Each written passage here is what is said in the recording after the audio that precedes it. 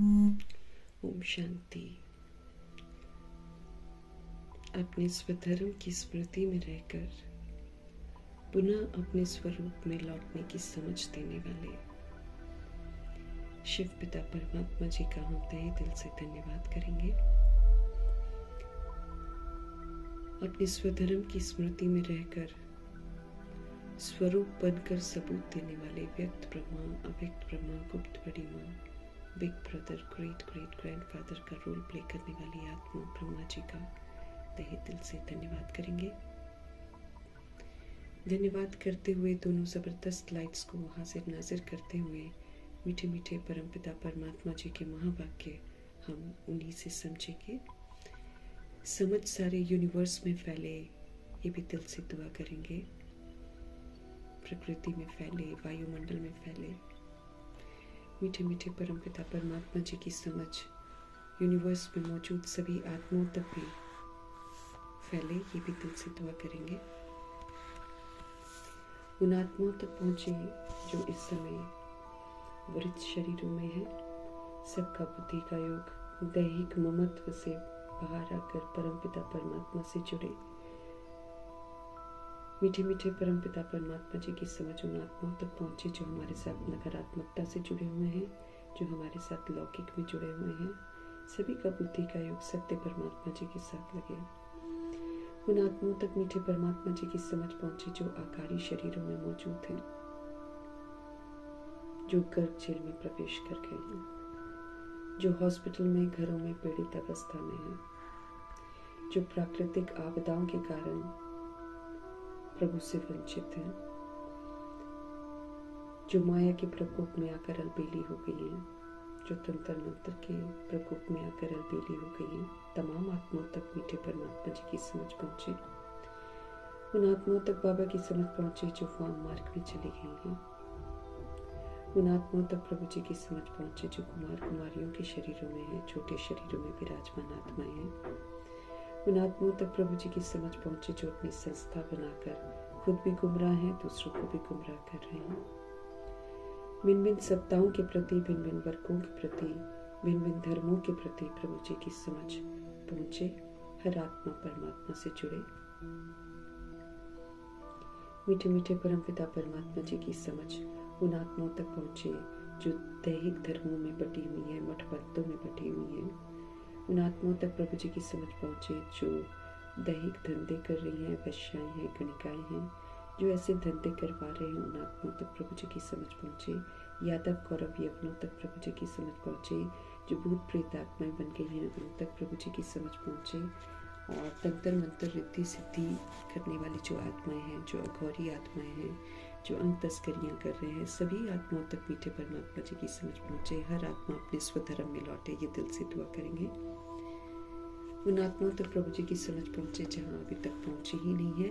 और हम अपने लिए भी दुआ करें कि जो मीठे परमात्मा हम आत्माओं को कहते हैं वो हम निरंतर करते रहें और सभी के लिए दुआ करते रहें। सबका भला हो, सबका कल्याण हो। इन्हीं दुआओं के साथ हम सब देखेंगे आज हमारे परमपिता परमात्मा हम आत्माओं को किस विधि से राइटियस मार्ग पर चलने की विधि बताते हैं। मीठे मीठे बाबा बोले, मीठे बच्चे, पापों से हल्का होने के लिए, पाप हमने बहुत कर रखे हैं, 63 जन्म पाप किए हैं हमने। अब हल्का होने की विधि बता रहे बाबा कि पापों से हल्का होने के लिए वफादार, ऑनेस्ट बनकर अपनी कर्म कहानी बाप को लिख कर दो तो बाबा कहते क्षमा हो जाएगी। पाप अज्ञानतावश हमने अपने अपने तरीके से मनसा वाचा कर्मणा बहुत सारे कर रखे हैं। अब हमारे बाबा हम आत्मा को समझ देते हैं कि पापों से अब अपने आप को हल्का करो। उसके लिए क्या करना पड़ेगा? वफादार, ऑनेस्ट बनकर अपनी कर्म कहानी जो भी हमने कर रखा है ना, इस जन्म का तो हमको याद ही होगा। भगवान से वफादारी, भगवान से ईमानदारी रखते हुए अपनी कर्म कहानी बाप को लिख कर दो, तो फिर बाबा कहते हैं क्षमा हो जाएगी। पुरानी जो हमने अज्ञानता वश करी है, यानी कि हम रोज रोज करते जाएं और हम लिखते जाएं और हम माफ होते जाएगा, ऐसा नहीं है। जो कर रखे हैं हमने ऑलरेडी, उनका बोझ, उनका भार हमारे सिर पर बहुत है, जिसकी वजह से फिर धारणा भी नहीं हो पाती है, जल्दी बातें समझ में नहीं आती हैं। इसलिए बाबा का कहना है उनको पूरे खत्म तो नहीं होते हैं, लेकिन उनको हल्का करना है ना। तो पापों से हल्का होने के लिए वफादारी का सबूत दो, ऑनेस्टी का सबूत दो, अपनी जो कर्म कहानी है वो बाबा को लिख कर दो, तो क्षमा हो जाएगी। प्रश्न है, संगम युग पर तुम बच्चे कौन सा बीज नहीं बो सकते? संगम युग पर हम भगवान के बच्चे कौन सा बीज नहीं बो सकते? ये समय बीज बोने का है ना, इस समय कर्मों के बीज बोने का समय चल रहा है। परंतु हम आत्माएं संगम युग पर कौन सा बीज नहीं बो सकते हैं?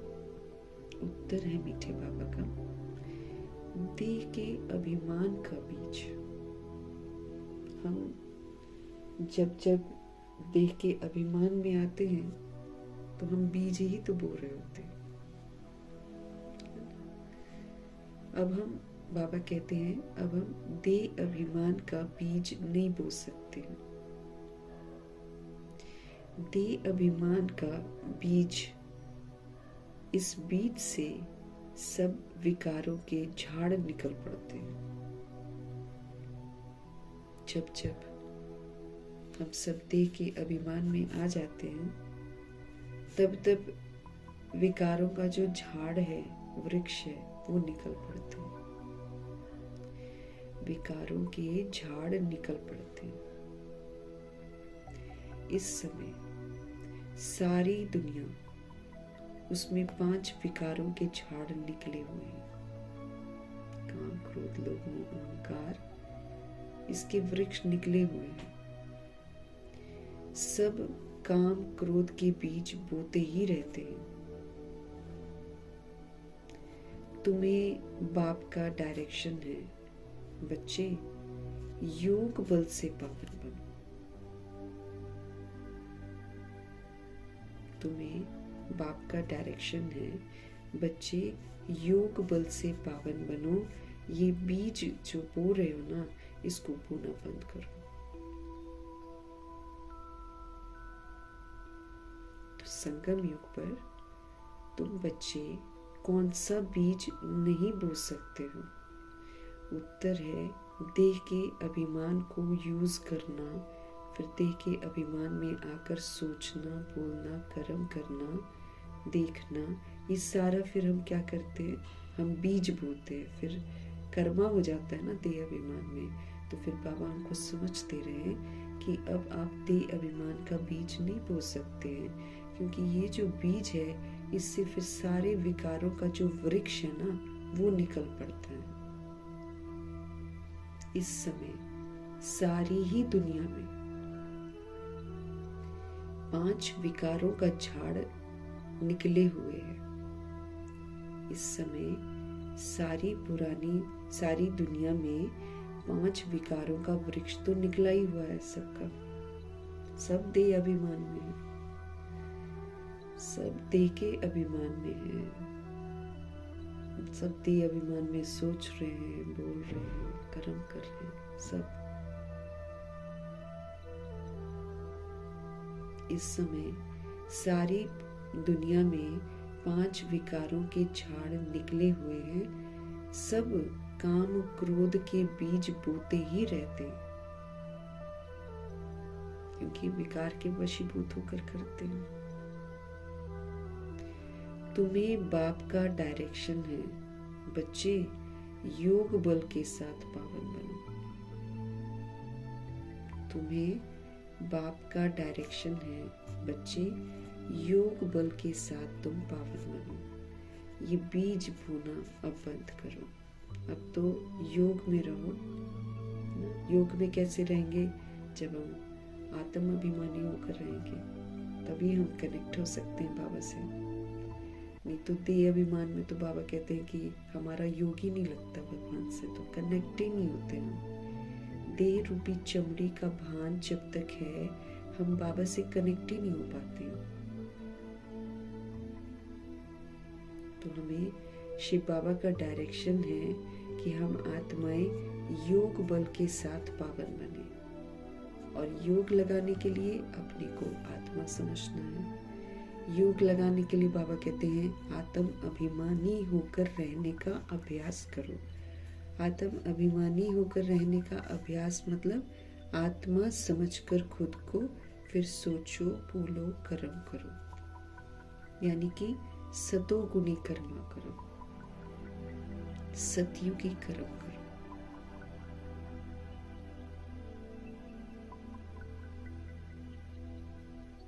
तो तुम्हें बाप का डायरेक्शन है, बच्चे योग बल के साथ तुम पावन बनो। ये जो बीज है, ये तुम बोना बंद करो। देह अभिमान का जो बीज है ना, बाबा कहते हैं उसको बोना तुम बंद कर दो। देह अभिमान ये हमको पूरा गिरती कला में लेके आए द्वापर युग से।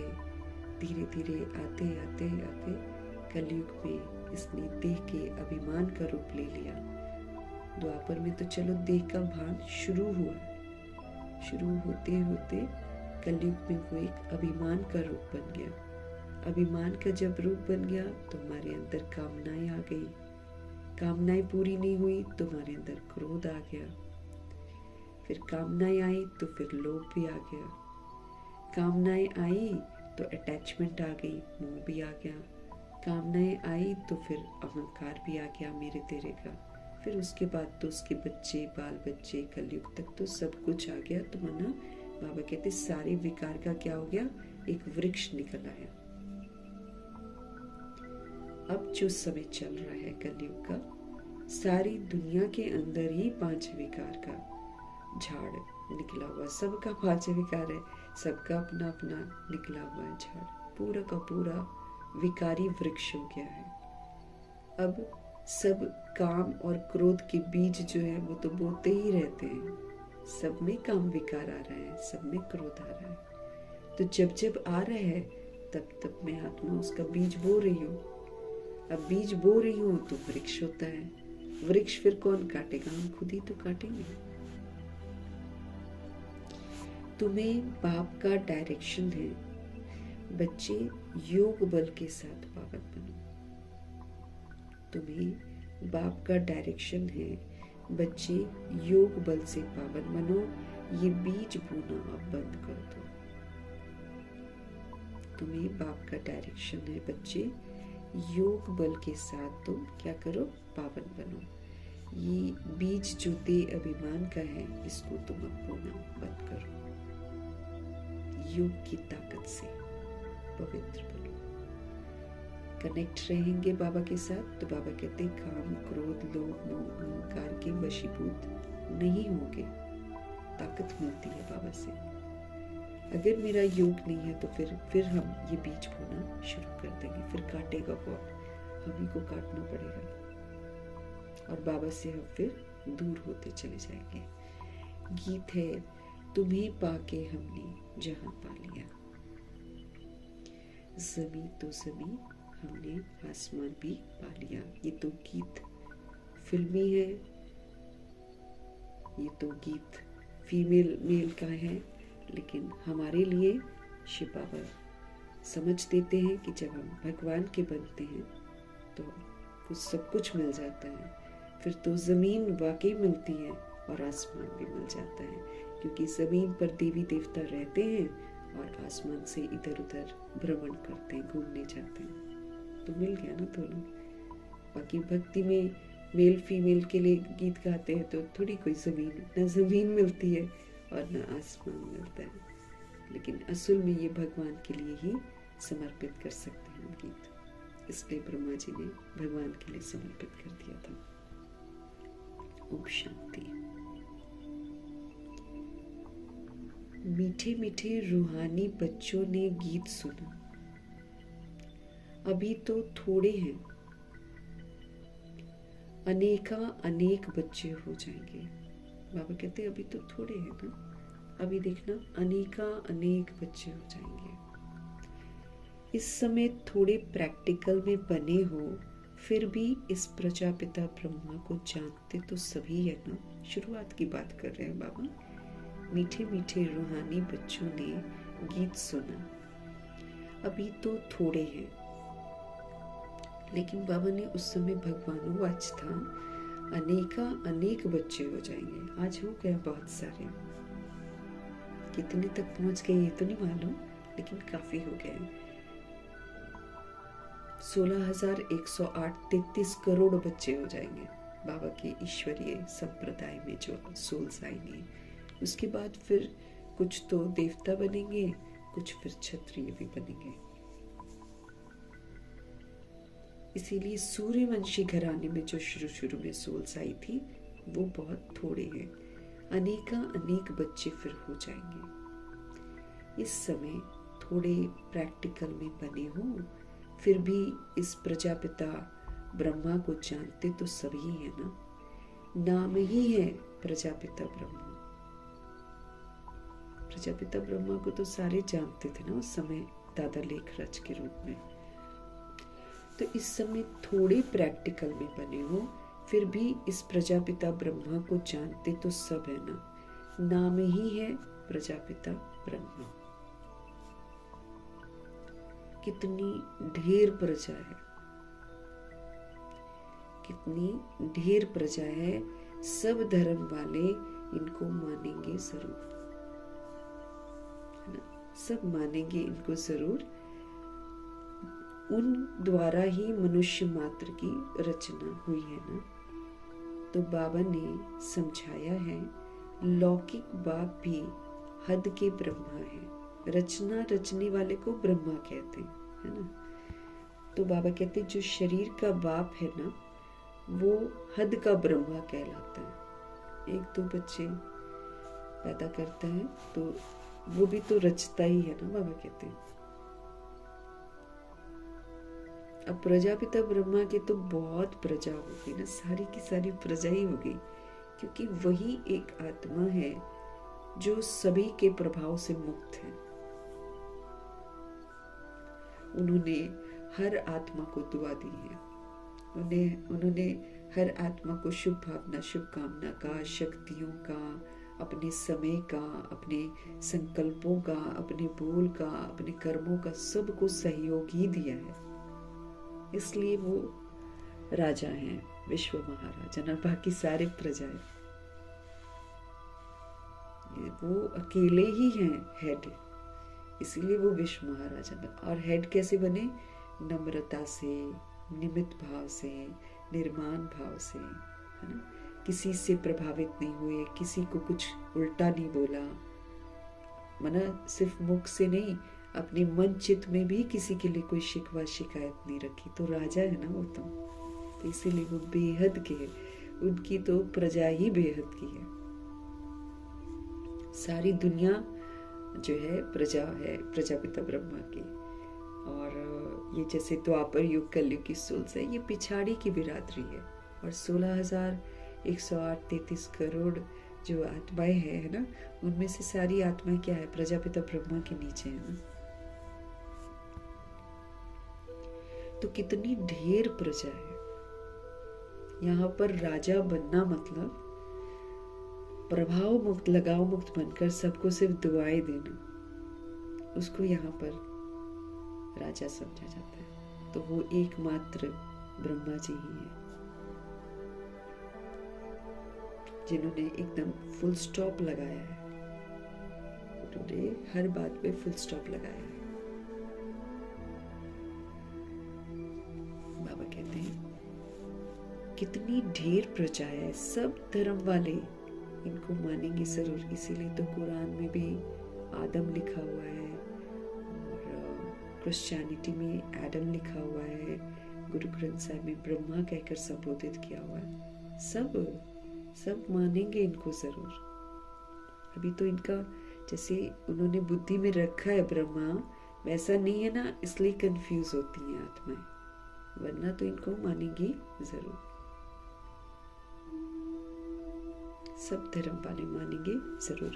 उन द्वारा ही तो मनुष्य मात्र की रचना हुई है। तो सुंदर रचना शिव बाबा ब्रह्मा जी के थ्रू ही रचते हैं। बाबा ने समझाया है, लौकिक बाप यानी कि शरीर का बाप जो है ना, वो भी हद के ब्रह्मा है, क्योंकि उनका भी सिजरा बनता है ना, वो भी तो बनाते हैं परिवार। हाँ, तो वो भी ब्रह्मा कहलाते हैं वो, लेकिन वो हद का ब्रह्मा है, ये तो बेहद का ब्रह्मा है, क्योंकि उनका भी सिजरा बनता है। सरनेम से सिजरा चलता है ना, कहते हैं ना एक खानदान का नाम ना, गोत्र क्या है, अपना अपना गोत्र बना रखा है, टाइटल बना रखा है, फिर उसके अनुसार वो लोग चलाते हैं। बच्चा है, फिर बच्चों के बच्चे हैं, इस तरह सिजरा चलता है। तो बाबा ने समझाया है, लौकिक बाप भी हद के ब्रह्मा है, क्योंकि उनका भी सिजरा बनता है। सरनेम से सिजरा फिर चलता है, सरनेम से चलाते हैं वो लोग। वो होते हैं हद के, ये जो है बेहद के बाप है।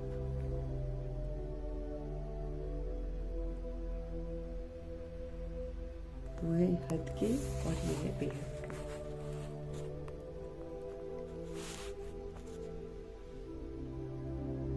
सर नेम से सिजरा चलता है, वो होते हैं हद के और ये है बेहद का बाप। उनका नाम ही है प्रजापिता, इनका नाम ब्रह्मा जी का। वो लौकिक बाप तो लिमिटेड प्रजा रचते हैं, वो तो एक है, 2 बच्चे हैं, 3 हैं, चलो पुराने जमाने में 4-4, 5-5, 7-7 बच्चे भी होते थे, तो वो फिर भी हद की रचना है उनकी। तो वो होते हैं हद के, ये है बेहद का बाप, इनका नाम ही है प्रजापिता। वो जो लौकिक बाप है वो तो लिमिटेड प्रजा रचते हैं, कोई नहीं भी रचते हैं, तो ये तो जरूर रचेंगे। ऐसे कोई कहेंगे कि प्रजापिता ब्रह्मा को संतान नहीं है? इनकी संतान तो सारी दुनिया है, पहले पहले है ही प्रजापिता ब्रह्मा। तो इनकी संतान तो सारी दुनिया है ना, तो पहले पहले है ही प्रजापिता ब्रह्मा। मुसलमान भी आदम बीबी जो कहते हैं, सो जरूर किसको तो कहते ही होंगे ना, जैसे मुस्लिम के कुरान में आदम बीबी का जिक्र है, और क्रिश्चियनिटी तो कहती है कि एडम और ईव से ही शुरू हुई है दुनिया। उनको तो मालूम ही नहीं है, ये जरूर बोलते हैं कि क्राइस्ट के आने से पहले इस धरती पर पैराडाइज था, स्वर्ग था, ये बोलते हैं वो लोग, और उनमें एडम और ईव का जिक्र करते हैं। वो सोचते हैं कि एडम और ईव पहले बनते हैं जो है धरती पर, और बाबा बताते हैं कि उससे पहले 2500 वर्ष की राजधानी में देवी देवता रहते थे। तो मुसलमान जो हैं वो एडम यानी कि ब्रह्मा को आदम कहते हैं, आदम बीबी जो कहते हैं, सो जरूर किसको तो कहते होंगे ना, एडम ईव आदि देव आदि देवी, ये प्रजापिता ब्रह्मा के लिए ही कहेंगे। मातेश्वरी के लिए ईव भी बाबा ने एक बार बोला था कि ब्रह्मा जी ही ईव भी है। ब्रह्मा जी को ही एडम कहते, ब्रह्मा जी को ही ईव कहते हैं। अब बाबा भी वही बोल रहे हैं, फिर से हाईलाइट कर रहे हैं कि एडम ईव आदि देव आदि देवी, ये प्रजापिता ब्रह्मा के लिए ही कहेंगे। जो भी धर्म वाले हैं, क्योंकि एक ही सोल 2 बॉडीज ले, 2 बार फीमेल 2 बार मेल बनती है ना, हो सकता है इस वजह से इन्हीं को बोलते होंगे। क्योंकि मम्मा बाबा तो हस्बैंड वाइफ नहीं है ना, वो तो फिर उनकी सरस्वती जी तो उनकी बेटी है। तो बाबा कह रहे हैं एडम ईव, आदि देव आदि देवी, ये शब्द जो है ये प्रजापिता ब्रह्मा के लिए ही कहेंगे। जो भी धर्म वाले हैं ना, सब इनको मानेंगे। जो भी धर्म वाले हैं सब इनको मानेंगे। बरोबर एक है बॉडी का फादर और दूसरा है सोल का फादर। एक है हद का बाप और दूसरा है बेहद का। तो ये बेहद का बाप है, बेहद का सुख देने वाला। अब बेहद के पिता जो होते हैं वो शिव पिता परमात्मा होते हैं, और बेहद की प्रजा जो होती है वो ब्रह्मा जी की होती है। वो शरीर का लेकर पाठ बजाते हैं, और ब्रह्मा शिव बाबा तो निराकार है, और सारी आत्माएं निराकार बाप के बच्चे हैं। बाबा कह रहे हैं एडम ईव, आदि देव आदि देवी, ये प्रजापिता ब्रह्मा के लिए ही कहेंगे। जो भी धर्म वाले हैं ना, सब इनको ही मानेंगे। बरोबर एक है हद का बाप और दूसरा है बेहद का बाप। ये बेहद का बाप है, बेहद का सुख देने वाला। बेहद के पिताजी जो है ना, ये बेहद का सुख देते हैं। तुम पुरुषार्थ भी करते हो बेहद स्वर्ग के सुख के लिए। तुम पुरुषार्थ भी करते हो बेहद स्वर्ग के सुख के लिए। हम सभी आत्माएं इस समय पुरुषार्थ करते हैं, बेहद स्वर्ग के सुख के लिए करते हैं। यहाँ बेहद के बाप से बेहद के सुख का वर्षा पाने के लिए आए हो। हम सभी आत्माएं शिव पिता परमात्मा से अनलिमिटेड सुख जो है 2500 वर्ष की राजधानी का, वो जो वर्षा है उसको हम प्राप्त करने के लिए बाबा के पास आए हैं। याद दिला रहे हैं हम क्यों आए हैं बाबा के पास। बाप के पास बेहद के सुख का वर्षा पाने के लिए आए हैं। स्वर्ग में बेहद का सुख है और नरक में बेहद का दुख भी कह सकते हैं। स्वर्ग अगर देखो तो उसमें बेहद का सुख है, और नरक जो है ना उसमें बेहद का दुख कह सकते हैं। दुख भी बहुत आने वाले हैं, अभी तो दुख भी बहुत आने वाले हैं। हाय हाय करते रहेंगे, क्योंकि वृक्ष बना रखा, बीज ही हमने दुख का बो रखा है। दे अभिमान दुख का बीज है ना, हमने तो वही बो रखा है, और सारी आत्माओं ने वही बो रखा है। तो फिर इसीलिए दुख तो अभी आने वाले हैं बहुत। बाबा कहते हैं हम सभी आत्माएं बाप से बेहद का सुख का वर्षा पाने के लिए आए हैं। स्वर्ग में तो अनलिमिटेड सुख है, वहां तो दुख का नाम निशान ही नहीं है। और नरक जो है इसमें बेहद का दुख भी कह सकते हैं। दुख भी अभी बहुत आने वाले हैं, हाय हाय करते रहेंगे। बाप ने तुमको सारे विश्व के आदि मध्य अंत का राज समझाया हुआ है। शिव बाबा ने हमको सारे विश्व के आदि मध्य अंत का सीक्रेट समझाया है।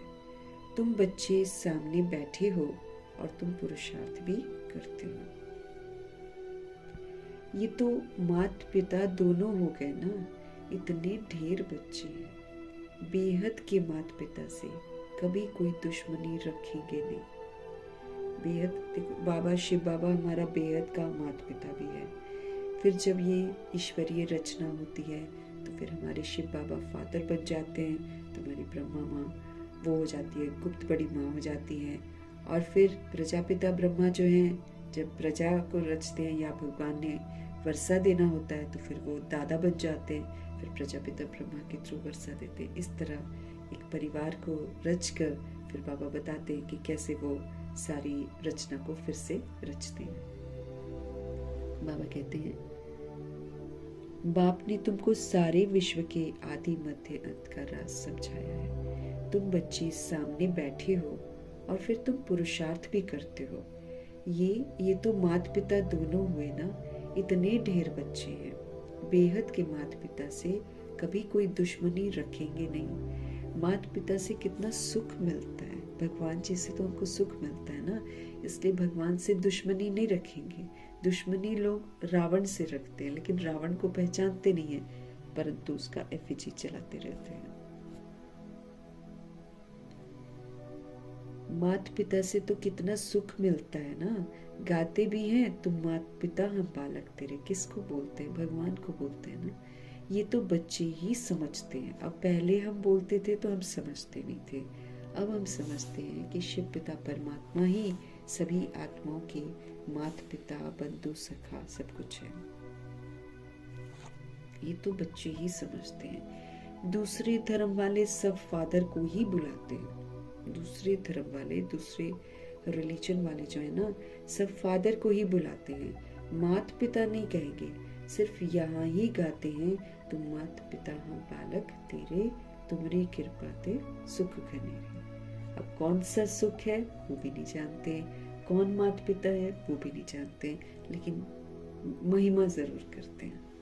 हम सब भी करते थे, अब भगवान ने फिर खुद अपना परिचय आकर हमको दिया।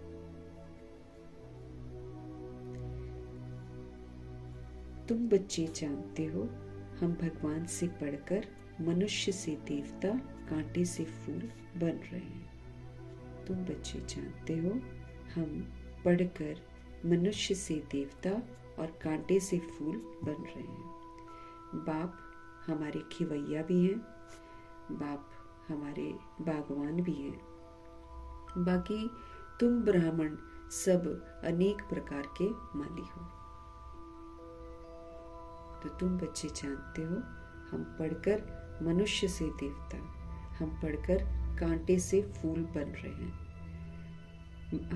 हमारे अंदर विकारों के कांटे हैं ना, वो हम उससे मुक्त हो रहे हैं और फिर हम फूल बन रहे हैं। जैसे बाबा ने सत्युग की बगीचा दिखाया जब बच्चों को, तो बाबा ने बोला कि उसमें स्पेशलिटी क्या है, तो सारे बच्चों ने बहुत सारी विशेषताएं बताई, लेकिन किसी ने ये ध्यान नहीं रखा कि किसी भी फूल के पौधे में, चाहे कोई भी चीज में, कहीं भी कांटे नहीं थे सत्युग में। यहाँ कांटों की दुनिया है, तो देखो जो गुलाब का फूल है उसके इर्द गिर्द भी कांटे होते हैं। फिर किसी में खुशबू होती है, किसी में नहीं होती है, कोई किसी में जहर भी होता है। वो सारा कुछ यहीं पे होता है, क्योंकि हम सभी आत्माएं वैरायटी आत्माएं हैं। हम जैसी आत्माएं हैं ना, वैसे ही फूल है दुनिया में, वैसे ही जानवर भी बनते हैं। हम जो करते हैं, हमारे अंदर में जो भी खामियां भी होती हैं, वही खामियां हम देख रहे हैं बाहर। इसलिए तो बाबा बोलते हैं कि जो खामियां तुम देख रहे हो ना, वो तुम मत देखो, अब तुम अच्छे बनो और इन खामियों को खत्म करो। तो जब हम अच्छे हो जाएंगे, दुनिया अच्छी हो जाएगी। जब तक हम गंदे हैं, तब तक दुनिया गंदी है। इसलिए चूंकि हमारी वजह से है, इसलिए हम किसी में बैड नहीं देख सकते हैं कायदे से। यही वजह है कि ब्रह्मा जी ने कभी भी क्वेश्चन करेक्शन नहीं किया किसी का भी। उन्होंने बस ये किया कि इसको ठीक करना है। तो उसके लिए अपने ऊपर, जैसे जनक दादी भी कहती है, अपने ऊपर 100% अटेंशन देना मतलब सेवा पर है हम। क्योंकि अपने ऊपर अटेंशन देना, देही अभिमानी बनना है ना, अपनी खामियों को खत्म करना, ये करना है हमको।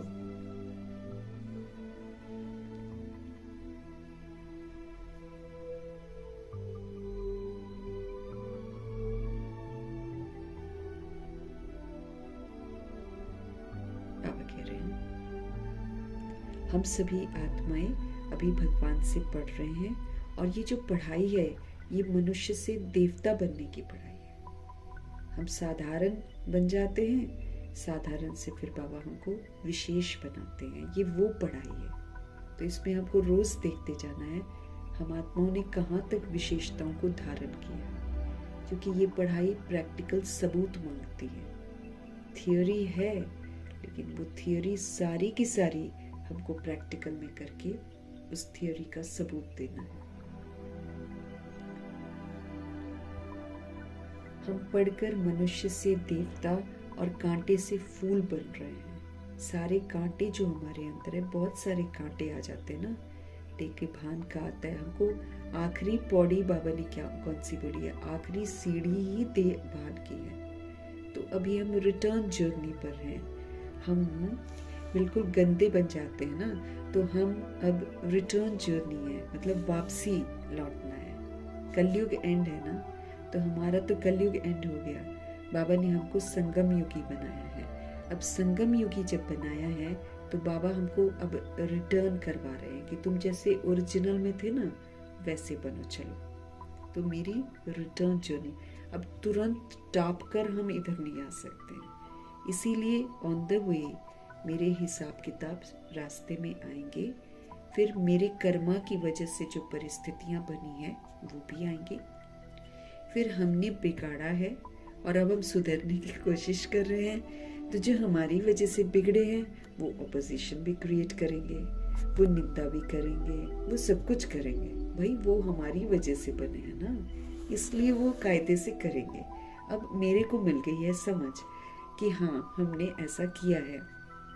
अब हमारे पिताजी बोलते हैं कि बातों को अब करना है ख़त्म।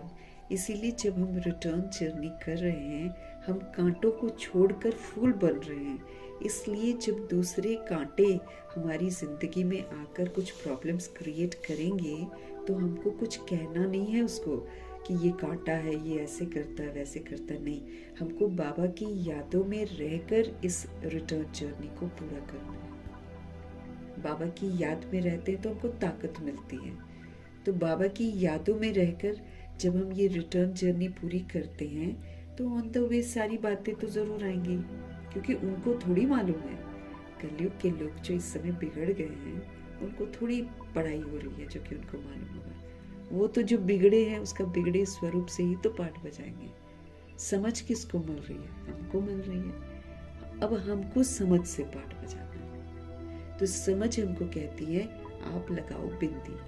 कोई कुछ भी कहे, कोई कुछ भी करे, अंदर से बिंदी लग जाए। समझ की बिंदी, समझ की बिंदी आत्मा हूँ और जितना विस्तार किया है ये एक खेल है।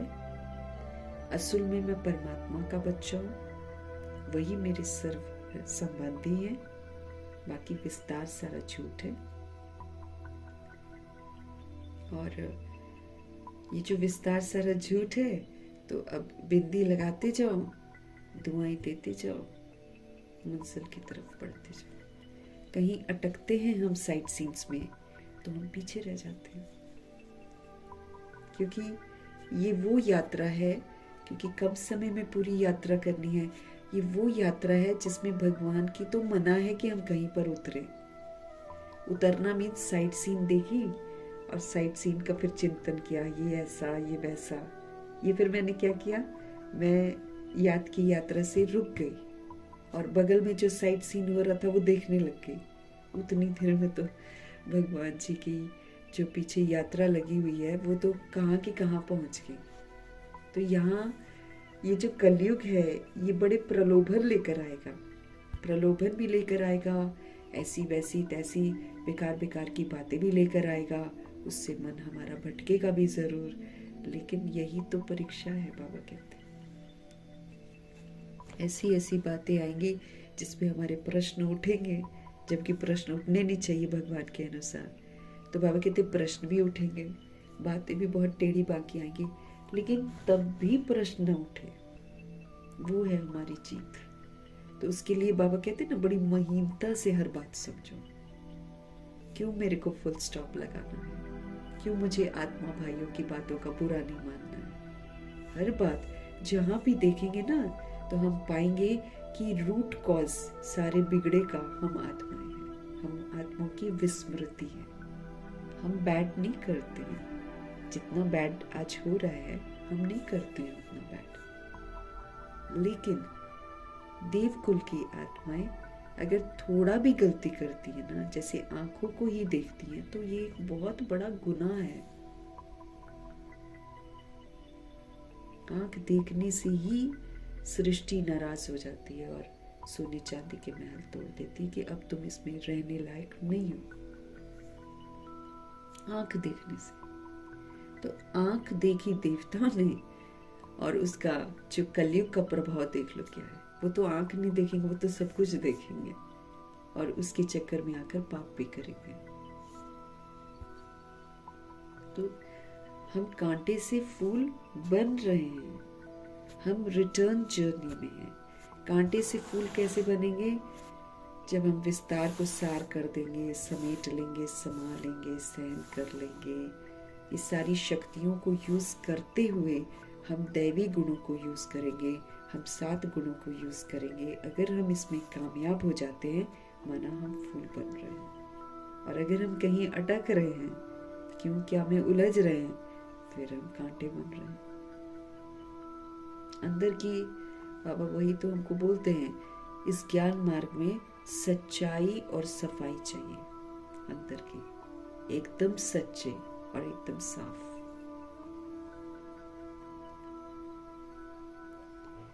तुम बच्चे जानते हो, हम पढ़कर मनुष्य से देवता, कांटे से फूल बन रहे हैं। बाप हमारे खिवैया भी है, बाप हमारे बागवान भी है। हमारे शिव बाबा खिवैया भी है और हमारे शिव बाबा फिर बागवान भी है। खिवैया संगम युगी नाव जो है ना, भगवान की छत्र छाया संगम युग की नाव है। तो खिवैया मतलब बाबा हमको पार लेकर जा रहे, इस विषय वैतरणी नदी से पार लेकर जा रहे। वो कहते तुम मेरे सुरक्षा कवच के अंदर रहो, अपने को तुम आत्मा समझो और मुझे याद करो, माना हम भगवान की छत्र छाया में हैं। और जब हम अपने को शरीर समझ रहे हैं, तो हम भगवान की छत्र छाया के बाहर है। फिर नहीं वो पार लगाएंगे ना, पार वो उन्हीं आत्माओं को लगा रहे हैं जो उनकी छत्र छाया में है।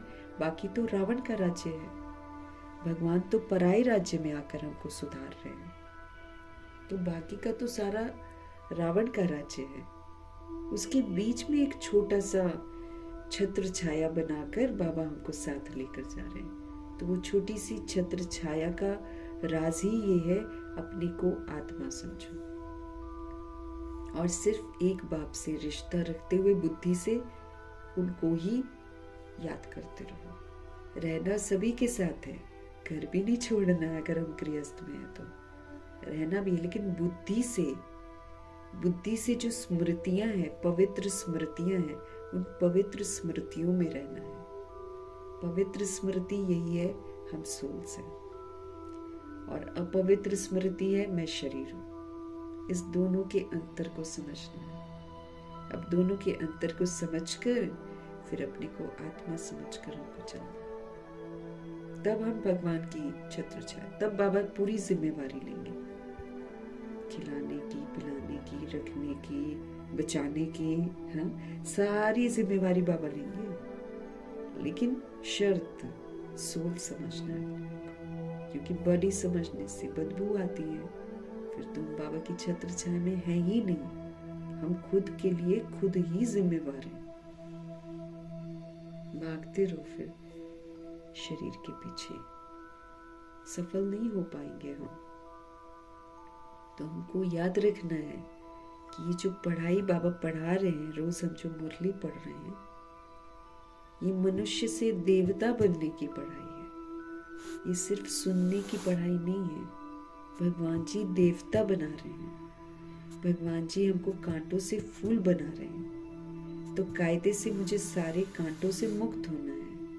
अब सारे कांटों से हम मुक्त तब होंगे जब हम कलयुगी वायुमंडल में जो सोल्स पाठ बजा रही हैं, उसके प्रभाव से मुक्त रहते हुए सतुगुणी और सतयुगी पाठ बजाते हुए मंजिल की तरफ चले जाएंगे।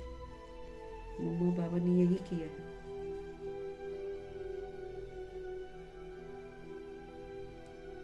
वो छत्र छाया से कभी बाहर ही नहीं निकले, दोनों जने कभी भी नहीं निकले। एक बार रोई है ना मम्मा, ओनली वंस, वो था छत्र छाया के बाहर निकलना। एक बार किसी बात पर रोना आ गया होगा मम्मा को।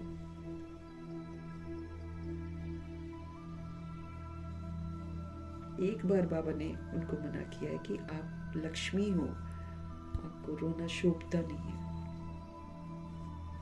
उसके बाद कैंसर में भी नहीं रोई है। देखो क्यों नहीं रोई है, क्योंकि तकलीफ ही नहीं होने दे रहे हैं भगवान। अब भगवान क्या बोल रहे हैं, तुम वो करो जो मैं तुम्हें कहता हूँ, मैं फिर तुम्हारे सोचने का काम भी मैं करूंगा। अब देखो दादी जनक का जब अचानक एयरपोर्ट से उनको ले जाते हैं कि इतनी स्टेबल कैसे है दादी, इनका टेस्ट करते हैं। वो तो दादी तो प्रिपेयर्ड भी नहीं थी, एयरपोर्ट से ले गए थे। बाबा ने एक बार बोला था उनको पहले कि तुम्हारा चेक भी करेंगे तुमको, तो दिमाग का चेकिंग किया। अब जनक दादी तो भगवान की दीवानी है, तो बाबा की दीवानी थी ना। तभी तो शरीर के पिता ने शरीर छोड़ा तब भी नहीं गई थी, क्योंकि बाप ही उन्होंने शिव बाबा को मान लिया था। एक बाप है ना। तो वो जो गई मना दादी जनक जब ले गए, तो देखो भगवान का समझकर, भगवान पर फिदा है ना। अब भगवान ने सारा सोचने का काम किया उनका। दादी को बैक काउंटिंग आती है क्या? 4-4 नंबर टाप कर बैक काउंटिंग करवाई थी उन लोगों ने। दादी ने कर दी फटाफट, एकदम अव्वल नंबर ले लिया। जो भी उन्होंने चेक किया तो उन्होंने देखा कि उनका जितना भी क्वेश्चन अचानक पूछा, क्या किया, दादी का मशीन में माइंड एकदम स्टेबल दिखाया है। ऊपर नीचे ऊपर, डर ही नहीं कि हराम क्या करेंगे, क्या क्वेश्चन पूछेंगे, ये क्या, क्यों, कैसे, कुछ किया ही नहीं। भगवान की दीवानी। फिर सारा आंसर किसने दिया? शिव बाबा ने दिया। ऐसे निभाते हैं भगवान। इसलिए कहते तुम वो करो जो मैं तुम्हें कहता हूं, मैं वो करूंगा जो तुम्हारे लिए जरूरी है। इतने तक बाबा। और वफादार दोस्त है भगवान। देहधारी दोस्त तो कहाँ वफादार है, कोई कोई कर नहीं पाता ना, लिमिटेड है सारे, सब स्वार्थ से जुड़े हुए हैं।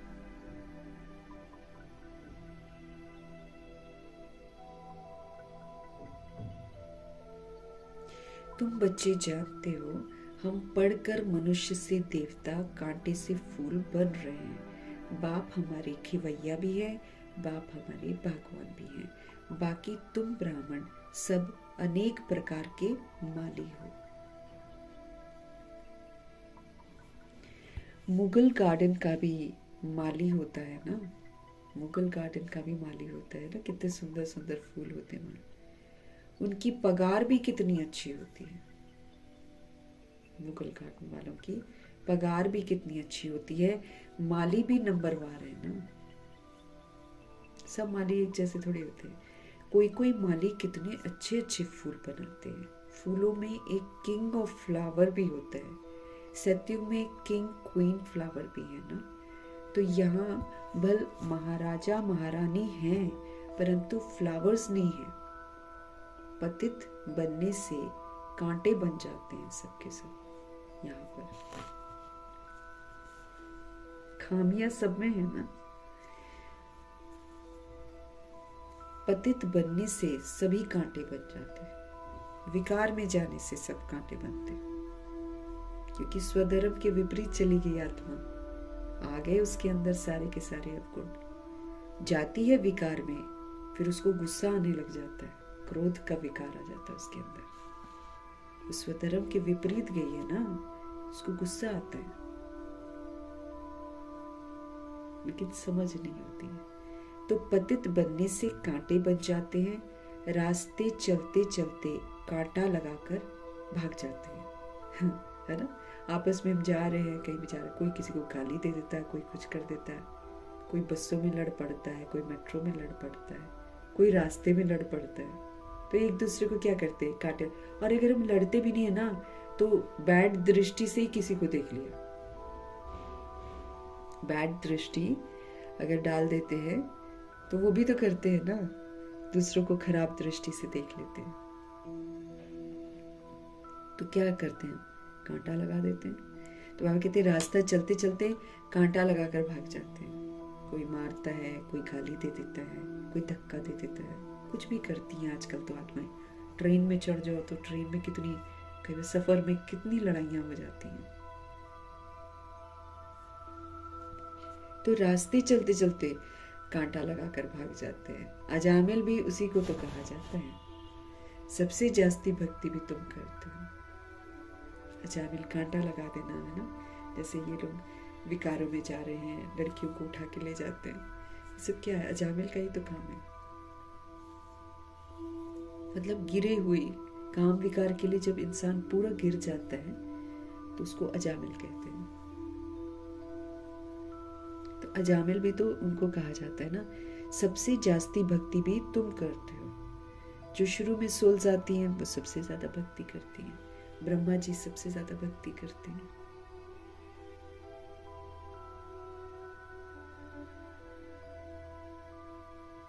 तो सबसे जास्ती भक्ति भी तुम करते हो। वाम मार्ग में गिरने वाले चित्र देखो कैसे कैसे गंदे बना रखे हैं। वाम मार्ग में जब देवकुल की आत्माएं जो होती हैं वो विस्मृत हो जाती हैं, 20 शरीर बदल लेती हैं, फिर धीरे धीरे, तुरंत नहीं, धीरे धीरे कलयुग में जाकर या 3500 वर्ष के बाद धीरे धीरे गिरावट शुरू होती है। शुरू में नहीं, द्वापर में तुरंत नहीं होता। तो कलयुग में जो वाम मार्ग में चले जाते हैं ना देवकुल की आत्माएं, अब वो उस समय देवता नहीं होते हैं। 20 बॉडीज चेंज करके, फिर 21 बॉडीज द्वापर में चेंज करके फिर गिरावट आती है इनमें। तो वो गंदे गंदे चित्र बना दिए हैं उनके। तो वाम मार्ग में गिरने वाले चित्र देखो कैसे कैसे गंदे बनाए हुए हैं। अब कृष्ण राधे कभी भी एक दूसरे को छूते नहीं है, लेकिन कैसे कैसे चित्र बना देते हैं आजकल राधे कृष्ण के, और फिर खुद भी वैसे राधे कृष्ण बनने की कोशिश करते हैं। तो फिर सारी शादियां ही करते हैं। तो बाबा कहते हैं अब जैसे ये है,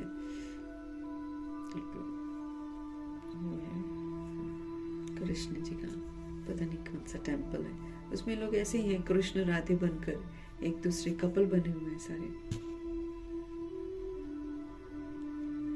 तो बाबा कहते हैं कैसे कैसे गंदे चित्र बना रखे हैं देवताओं के। फिर लोग यही तो सोचते ना, रहे देवता गंदे कर रहे हैं तो फिर हम गंदे कर रहे हैं तो क्या हो रहा है।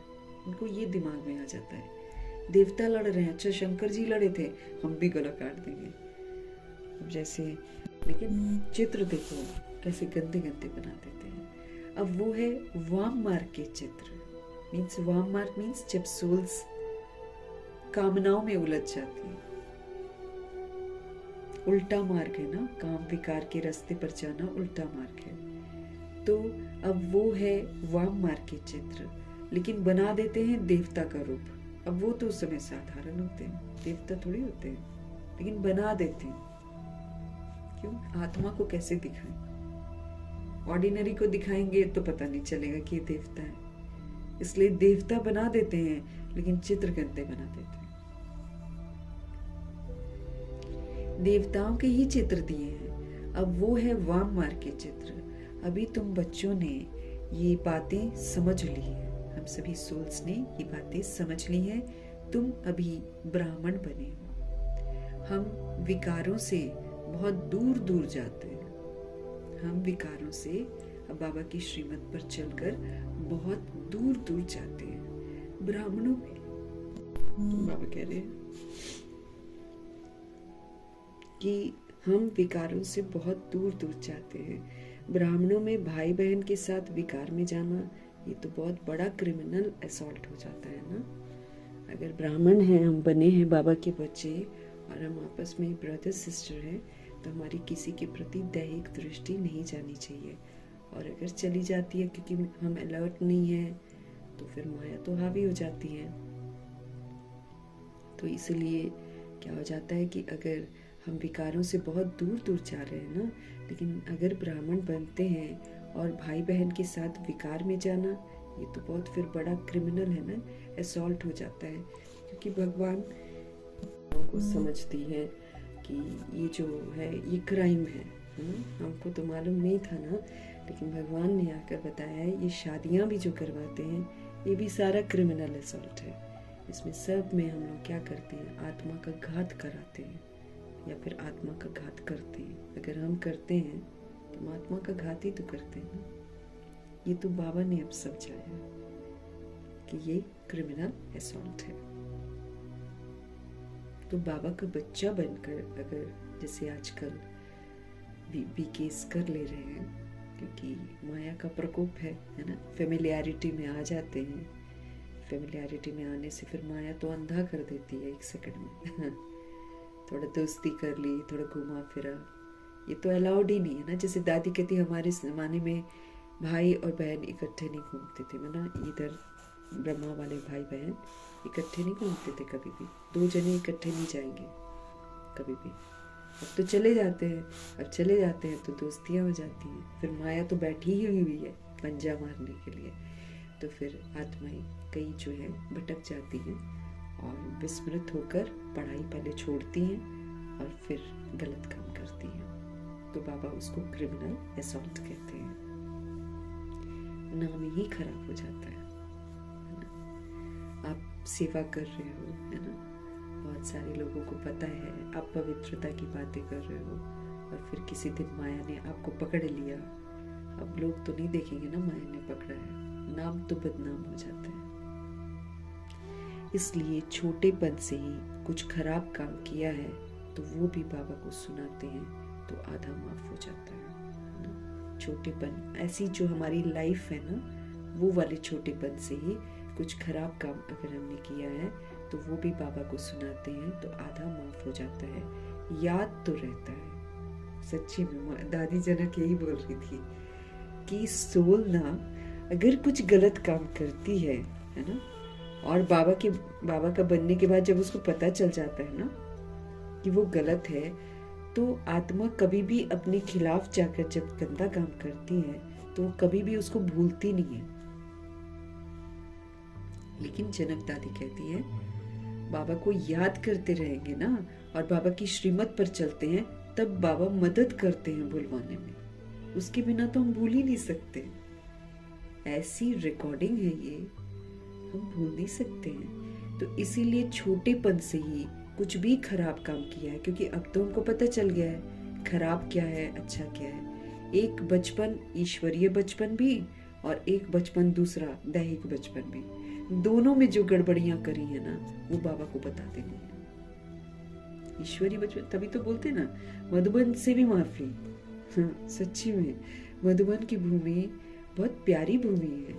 वहां पर हमको बाबा ने उस दिन पढ़ाया था ना हमने, बाबा ने बोला मधुबन में आते हो ना तो वहां पे किस चीज का सबूत देना है? अमर भाव का सबूत देना है। अमर भाव का सबूत देना मतलब कितना हम अपने को आत्मा समझकर पाठ बजाते हैं, उसका सबूत देने के लिए हम जाते हैं मधुबन। अब पहली बार जाते हैं ना तो अपनी खामियों को छोड़ने के लिए जाते हैं। चलो पहली बार गए, 2-3 बार गए, खामियों को छोड़ने के लिए हम जाते हैं। फिर बाबा बोलते जब तुम यहाँ पर आते हो फिर उसको छोड़ के फिर जाना तुम, ऐसे बोलते हैं बाबा हमको। हम देख सकते हैं अपनी जिंदगी में बचपन, ईश्वरीय बचपन, और अभी तक हम देख सकते हैं हम क्या करते हैं। अभी हमको जैसे जैसे हम लोग पढ़ रहे हैं ना तो वैसे वैसे स्पष्टीकरण हो रहा है कि आबू जो है इस समय अव्यक्त स्थान है, अव्यक्त मधुबन है। वो वहां जाना है ना तो अव्यक्त स्थिति में जाना है। अगर हम अव्यक्त स्थिति में नहीं जाते हैं, हम दैहिक स्थिति में जाते हैं और वहां पर भी दूसरे को दैहिक दृष्टि से देखकर हम क्वेश्चन करेक्शन करते हैं, किसी से बात करेंगे, किसी से नहीं करेंगे, किसी की कुछ टिक्का टिप्पणी करेंगे, ये सब जो हम करते हैं ना भगवान जी के, वो तो फिर हम वही इधर वाला गंदगी वहां पर फैला के आ जाते हैं। हमको तो भगवान जी ने क्या बोला है? देखो हम रिटर्न जब कर रहे हैं, रिटर्न जर्नी कर रहे हैं, तो हमको कलयुग के लोग भी आएंगे, द्वापर युग वाली जो मेंटालिटी है वो भी आएगी। फिर ये जो 2500 वर्ष की राजधानी जो है, इसमें जिनके साथ हमने पाठ बजाया, क्योंकि 2500 वर्ष की राजधानी में तो 16,133 करोड़ बच्चे जो है आपस में संपर्क में आते हैं ना, तो वो सारे ही तो मिलेंगे हमको। मुलाकात मधुबन में दास दासी, साहूकार, प्रजा में उत्तम प्रजा, मध्यम प्रजा, कनिष्ठ प्रजा, है ना, और राजाई घराना, है ना, ये सारी मिलजुल कर आत्माओं की मुलाकात वहां पर होती है। तो वहां भी जाकर अगर हम बिंदी की जगह क्यों क्या कैसे करते हैं या दैहिक दृष्टि से किसी की गलतियों को देखते हैं तो फिर हम तो गुनाह करके आ जाते हैं ना वहां पर। और सबसे बड़ी बात है, बाबा ने बोला है कि कोई भी सोल अगर गलत काम करती है ना तो वो वशीभूत आत्मा है, किसी न किसी चीज के परवश है। तो परवश सोल अगर कुछ गड़बड़ कर रही है और मैं उसको देखकर टिक्का टिप्पणी करूं और अपने मन चित पर रखूं, 1 महीने बाद 15-20 दिन बाद मैं भी वही गलती करती हुई नजर आऊंगी। इतना खतरनाक सिस्टम है। हमको दूसरे की खामी को देखना नहीं है, लेकिन अगर कोई गलत कर रहा है ना तो उसको उस खामी से उभरने में मेरे को मददगार बनना है।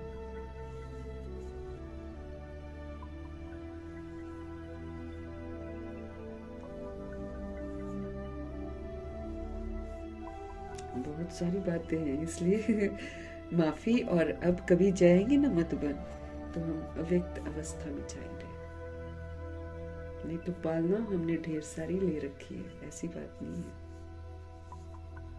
और बोलते हैं वहां अगर हम जा रहे हैं ना तो यहाँ पर हम कितना बाबा की श्रीमत पर चलकर अमर रहे हैं। अमर रहना मतलब श्रीमत पर चलना, खंडित होना मतलब श्रीमत के विपरीत चलना। तो हम तो जहाँ सेवा स्थानों पर रह रहे हैं, अब इसको घर तो नहीं बोलेंगे, सेवा स्थान में जब हम जहाँ रह रहे हैं तो सेवा स्थान में हम कैसा पाठ बजा रहे हैं इसका सबूत देने जाते हैं हम मधुबन। अमर भाव का कितना हम अमर रहे हैं कि बीच बीच में मरते रहे हैं। बहुत महीनता से हमारा हिसाब किताब होगा। चलो उस समय तो समझ नहीं थी ना शुरू में, चलो वो तो मैं बाबा को कन्फेस कर दूंगी, वो तो अलग बात है। लेकिन अब जब हम जाएंगे तो हमको अमर भाव का सबूत देना है। किसी को नहीं देखना है कि कौन क्या कर रहा है, ये देखने के लिए हम नहीं जाते वहां पे। गलतियां छोटी छोटी हमारी देखी जाएंगी। बाबा कहते हैं इसलिए छोटेपन से ही, अब ये छोटापन ईश्वरीय भी है और साथ में जो दैहिक है हमारा वो भी याद तो रहता ही है सब कुछ, तो ईश्वरीय। इसलिए छोटेपन से ही अगर आपने कुछ खराब काम किया है तो शिव पिता परमात्मा को सुना दो तो आधा माफ हो जाता है। एक सच्चा दोस्त है जिनको हम सब कुछ बता सकते हैं। ये हमारी बात को किसी और को बताएगा भी नहीं बाकी को तो बताएंगे तो वो तो 10 जगह बता देगा, समस्या का हल तो कम करेगा और समस्या क्रिएट कर देगा। लेकिन ये एक कितनी सुंदर क्या बोले हस्ती है शिव पिता परमात्मा, हम इनसे सब कुछ बोल सकते हैं, हम ब्रह्मा माँ से भी सब कुछ बोल सकते हैं।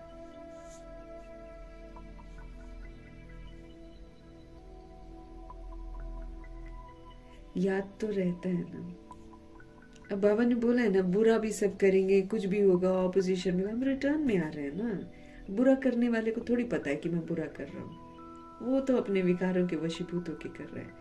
लेकिन भगवान ने हमको ताकत दे रखी है कि तुम मेरी छत्र छाया में रहकर चलते चलो।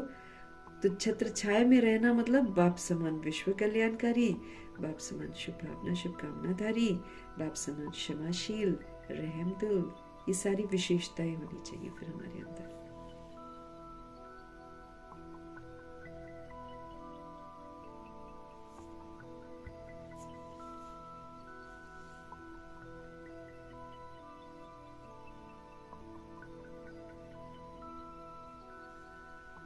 छोटेपन से जो भी, तो कुछ भी नहीं हमको बोलना है। जैसे ब्रह्मा जी किसी को कुछ नहीं बोलते थे ना, लोग जो भी करते थे उनके साथ, उन्होंने कभी किसी को नहीं, क्यों? वो भगवान की छत्र छाया में जा रहे थे, वो सबके प्रति परोपकारी थे, शुभ भावना शुभकामनाधारी थे, सबको क्षमा करते जा रहे थे, सब पर रहम करते जा रहे थे।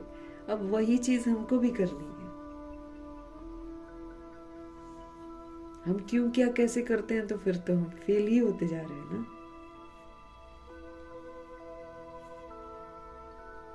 बाबा कहते याद तो रहता है, जो बुरा काम किया होगा ना याद रहता है, ये तो खाएगा हमको अगर हम इसकी क्षमा मांगकर अपने आप को करेक्ट नहीं कर लेंगे, बहुत बहुत बहुत बहुत दुआएं देकर, शुभ भावना शुभकामना देकर हम अपने आप को सुधार नहीं लेंगे, तो मेरा ही किया हुआ मुझे ही खाएगा। तो ये क्या तो, क्योंकि मुझे मुक्त करना पड़ेगा उन आत्माओं को। फलाने समय ये हमने गंदा काम किया है ना, याद रहेगा। अब पहले हमको नहीं मालूम था क्रिमिनल असॉल्ट है ना, क्रिमिनल असॉल्ट भी जो किए वो भी बाबा को बता देने। और ईश्वरीय बचपन में अगर कुछ किया है तो फिर वो तो जीने नहीं देगा। तो फलाने समय ये हमने गंदा काम किया है, दैहिक दृष्टि रखी हो, है ना, दैहिक रूप में किसी को देखा हो। अब बाबा ने बोला है युगल कैंसल करो, है ना, पुराना चीज कैंसल करो। अदर कुमार अदर कुमारियों को क्या बोलते हैं, उल्टी सीढ़ी पहले नीचे उतरो। जो तुमने समझ रखी है ना उल्टी सीढ़ी चढ़ने की, उसको मिटाओ, जैसे ब्रह्मा जी ने पूरा मिटाया है। मेरे जहन में वो बात नहीं होनी चाहिए जो उल्टी सीढ़ी पर चढ़ते हुए करते हैं, उसको मिटाना है। तो शुरू में समझ में नहीं आया था, हम तो चल पड़े सीधी सीढ़ी चढ़ने, उल्टी तो हम उतरे ही नहीं। अब भगवान जी कहते पहले उल्टी उतरो, उसको मिटाओ जो तुमने अज्ञान काल में सीखा है, उसका तप करो, उसको मिटाओ, फिर चढ़ो सीधी, तो झट से चढ़ जाओगे। ऐसे चढ़ोगे बिना उतरे, चढ़ोगे उतरोगे, चढ़ोगे उतरोगे, यही काम करते रह जाओगे। इसलिए मुरलियों को ना बाबा से पढ़ना बहुत जरूरी है। ऐसे ही खाली पढ़कर सुनकर आ जाते हैं ना, उससे नहीं समझ में आता है। भगवान जी से पढ़ना बहुत जरूरी है, भगवान फिर अर्थ बताते हैं। बाकी तो 1 घंटे में मुरली रीड कर ली, आगे बस हो गया, उससे हमको समझ में नहीं आता। बार बार घोट घोट के पढ़ेंगे तो पता चलेगा यहाँ भी गलती है, यहाँ भी गलती है, यहाँ भी गलती है। भाई सुधारेंगे नहीं तो मार इतनी पड़ेगी हमको। तो फलाने समय में ये हमने गंदा काम किया है, बाबा को लिख कर देते हैं। जो बहुत वफादार ऑनेस्ट होते हैं ना, वो बाबा को लिखते हैं, बाबा हमने ये गंदा काम किया है। सारे गंदे काम, प्रदर्शन, परचिंतन, question, correction, quotation, reaction, rejection, सारे गंदे काम हैं। सारे गंदे काम है जो हम करते हैं। देह को देखना गंदा काम है, देह के बारे में सोचना गंदा काम है, देह की बातें सुननी गंदे काम है, ये देह समझकर कर्म करना गंदा काम है, देह समझकर खाना गंदा काम है। मेरे को ये चीज़ अच्छी लगती है, मेरे को ये चीज़ चाहिए, मेरे को ये चीज़ चाहिए, ये हम गंदा काम करते हैं। क्योंकि हम तो यहाँ पर चलो मिठाई खाते होंगे, चाहे हम बिना प्याज लहसुन का खाते होंगे, लेकिन टेस्ट के लिए खा रहे हैं ना। वहाँ देखो जानवर काट कर खा रहे हैं और वो काट कर खा रहे हैं, पता नहीं क्या क्या काट के खा रहे हैं। से ना हम सोल्स, बाबा की जो बच्चे हैं 16,133 करोड़ बच्चे, हमको टेस्ट में खाना नहीं खाना है।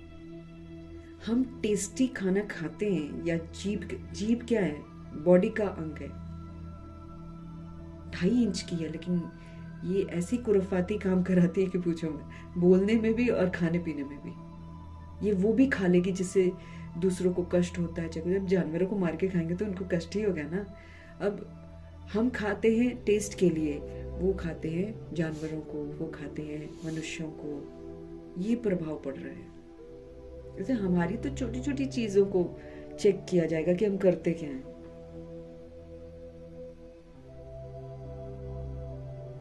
फलाने समय हमने ये गंदा काम किया, वफादार ऑनेस्ट, बाकी विकारों का काम। अगर बाबा का ज्ञान में आकर भी दैहिक दृष्टि हम रखते हैं पार्टनर के प्रति, या कभी ख्यालात आते हैं, तो फिर गंदे काम है। दैहिक रिश्ते अगर हमारे साथ कुछ करते हैं और मेरे को दुख होता है, रोना आता है, मतलब मेरे को उससे अटैचमेंट है, मेरे को उससे अटैचमेंट है। अभी भी मैं उसको युगल समझती हूँ, चाहे मैं उसको अपना कोई भी रिश्ता समझती हूँ, तो अभी भी दैहिक दृष्टि है। ये पाप माना जाएगा, ये तो पाप माना जाएगा अगर मैं आत्मा दैहिक दृष्टि से देखती हूँ कि हस्बैंड है, चाहिए वाइफ है। अगर ये वाली सोच, ये उल्टी सीढ़ी तो नीचे उतरनी है बुद्धि से। भगवान जी के साथ वफादारी और ईमानदारी। वो बाबा को लिखते हैं, बाबा हमने ये गंदा काम किया, बाबा से थोड़ी छिपाना है, ये हमारा रूहानी सर्जन हमारा इलाज कर रहे हैं, तो अगर हम सर्जन से ही छुपाएंगे तो मेरा इलाज कैसे होगा? हर चीज बोलनी है बाबा को, नहीं तो पिटेंगे। हाँ, बहुत दर्द होगी। क्षमा करो। बाप कहते हैं क्षमा तो होती नहीं बच्चे, है ना, क्योंकि ये है कर्म क्षेत्र। भगवान हमको क्यों बोलते हैं सोचने से पहले भी सोच लो, क्योंकि हम मनसा वाचा कर्मणा पाप करते हैं। इसीलिए भगवान हमको निराकारी मनसा बनाने के लिए बोलते हैं। निराकारी मनसा, निर्विकारी कर्मणा और निरअहंकारी वाचा चाहिए। ये लास्ट पार्ट जो बाबा पढ़ा कर गए ना, ये बड़ा गहरा पार्ट है, खाली सुनने वाला नहीं है। निराकारी मनसा मीन्स दैहिकपन एकदम खत्म, तब मेरे बोल वरदानी बनेंगे। जब मेरी मनसा निराकार, एक एक आत्मा के लिए मेरी निराकारी मनसा चाहिए। नहीं तो आत्माएं तो गंदे पाठ बजा रही हैं, तो हमारे मन से उसके लिए कुछ ना कुछ बैड निकले, और बैड निकला तो मैंने उसकी बीमारी को और बढ़ा दिया। वाचा मेरी निरअहंकारी होनी चाहिए। जहां जहां हम अहंकार में बात करते हैं वहां वहां सजा लिख रहे हैं अपने लिए। और कर्मणा मेरे निर्विकारी होने चाहिए, मेरे हर कर्म से दूसरी सोल को सुख मिलना चाहिए, चाहे वो मुझे दुख दे। ये थोड़ी बाबा बोलते हैं अच्छे के साथ तुम अच्छा हो जाओ और तुम बोलोगे कि मैं अच्छा हूं। बुरे के साथ अच्छा बनकर दिखाओ, तब माना जाएगा।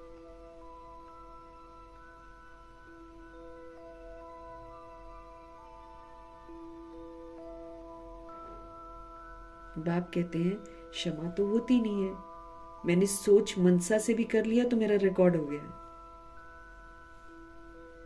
मनसा वाचा कर्मणा हम पाप करते हैं। तो बाबा हमको क्या बोल रहे हैं कि क्षमा तो नहीं होती है, बाकी तुम सच बता देते हो ना, इसलिए हल्का हो जाता है। बस भुगतान हमको किसी भी, अब मम्मा बाबा ये सब जितना भी है सब क्यों भुगतान करते हैं? हमारे 63 जन्मों का हिसाब किताब है भाई, इसलिए आता है। क्षमा नहीं होता है, लेकिन चूंकि वो भगवान की छत्र छाया के नीचे रहकर दोबारा कोई गलती नहीं करते, इसलिए भयंकर से भयंकर बीमारी भी जो होती है उनको भगवान जी उसको दर्द नहीं होने देते हैं। या फिर बहुत दर्द जो होता है उससे बिल्कुल थोड़ा सा, जैसे प्रकाश मणि दादी को बीच में थोड़ा सा दर्द होता था ना, तो बाबा बोलते थोड़ा तो होगा। हमको बनना है प्रकृति जीत। प्रकृति जीत मतलब क्या होता है? कर्म भोग मेरे को आएगा, लेकिन वो मुझे प्रभावित नहीं करे, मैं उसको एक्सेप्ट करूं, और एक्सेप्ट करते हुए बाबा की याद में रहकर उसको ठीक करूं। मैं आत्मा मालिक। कर्म भोग तो हम सभी के साथ आता है और आएगा। बाबा कहते किसी के साथ शुरू शुरू में आ जाता है, क्योंकि उसको धर्मराजपुरी में नहीं जाना है, इसलिए उसका पहले ही चुप्त हो जाता है। किसी किसी का पहले नहीं होता है, उसका जाकर धर्मराजपुरी में होगा। इसलिए हमको कभी किसी को बोलना नहीं है इसको अपने कर्मों की सजा मिल रही है। भैया अपना नंबर भी आ रहा है, हम कोई दूध के धुले हुए तो है नहीं। लेकिन कईयों का बाबा कहते हैं शुरू में नहीं होता है ना, उनको फिर धर्मराजपुरी में जाकर सारा का सारा चुप तो करना पड़ता है। उनके पाप कर्म थोड़े गंदे होते हैं, और जो साथ साथ भुगत लेते हैं वो क्लीन होते जा रहे हैं। पाप आत्मा तो हम सभी, इसको एक्सेप्ट कर लेना चाहिए। इसलिए हम किसी का क्वेश्चन करेक्शन नहीं कर सकते। हम खुद ही पापी हैं तो हम किसी का क्या करेंगे? दूसरा तो मेरे को देखकर बन गया है, तो हम उसको बोल सकते हैं? कुछ भी नहीं बोल सकते हैं। ऐसे नहीं भूल जाता है, भूल तो सकता ही नहीं है, सच्ची नहीं भूल सकते है।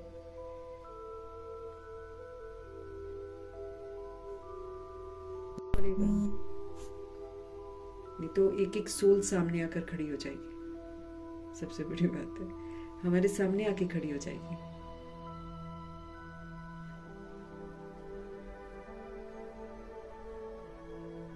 ऐसे नहीं, बाबा कहते हैं ऐसे नहीं कि भूल जाता है, भूल तो सकता ही नहीं है। आगे फिर ऐसा कोई काम न हो उसके लिए फिर बहुत खबरदार रहना है। सपोज करो हमने क्वेश्चन करेक्शन कर दिया, ठीक है ना, दैहिक दृष्टि से कर दिया, आपस में हम एक दूसरे को हम जिन्स, वो तो हमको सावधान करते रहना, प्यार से सावधान कर, अरे ये मत करो, ये मत करो, ये बोल देना है। बाहर जो हम क्वेश्चन करेक्शन करते हैं वो हमको बिल्कुल नहीं करना है। आपस में जो साथ में है या साथ में चल रहे हैं ज्ञान में, उनको हम सावधान कर सकते हैं। लेकिन बाकी जनरल में जिसके साथ मेरा जान पहचान नहीं है, बाबा के घर में भी जिसके साथ मेरा जान पहचान, मेरे को नहीं करना है, क्योंकि अगला बुरा मान जाएगा।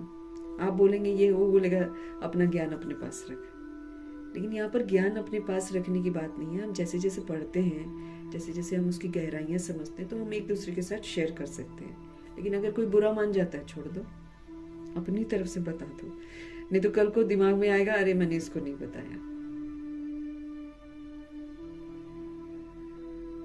हमारे से फिर कोई ऐसा काम नहीं होना चाहिए। अब हमसे मत बन जाएंगे ना, हमको कभी भी किसी को नहीं देखना है, कौन क्या कर रहा है। जो भगवान देखने वाला है, सुप्रीम टीचर वो है, तो हम टीचर बीच में क्यों बने, है ना किसी के। इसलिए शांत रहना है, मतलब नीचे मुंह रखो, अपना कार्य करो। दो चार बातें भी कोई सुना जाता है ना, तो भी शांत रहो।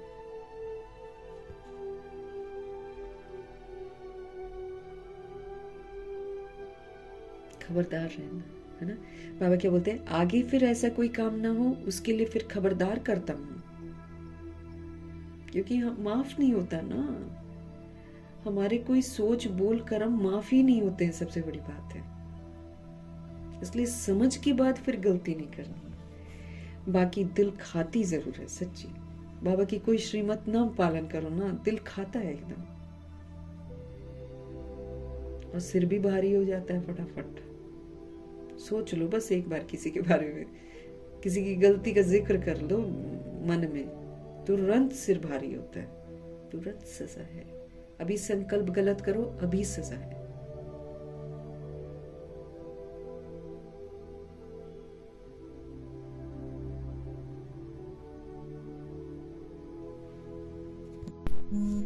बाबा कह रहे हैं खबरदार करता हूँ, बाकी दिल खाती जरूर है। कहते हैं बाबा हम तो अजामिल थे, पुरानी बातें भी है ना, अभी हमको पता चल गया ये क्रिमिनल असॉल्ट था, तो लगता है ना कि हाय क्या क्या करते थे हम लोग। तो फिर उसके लिए बाबा कहते मन खाता जरूर है। कहते हैं बाबा हम तो अजामिल थे, इस जन्म की ही तो बात है, ये भी अभी तुम जानते हो। अब यही जन्म में तो हम भगवान जी के ज्ञान में आए हैं, है ना।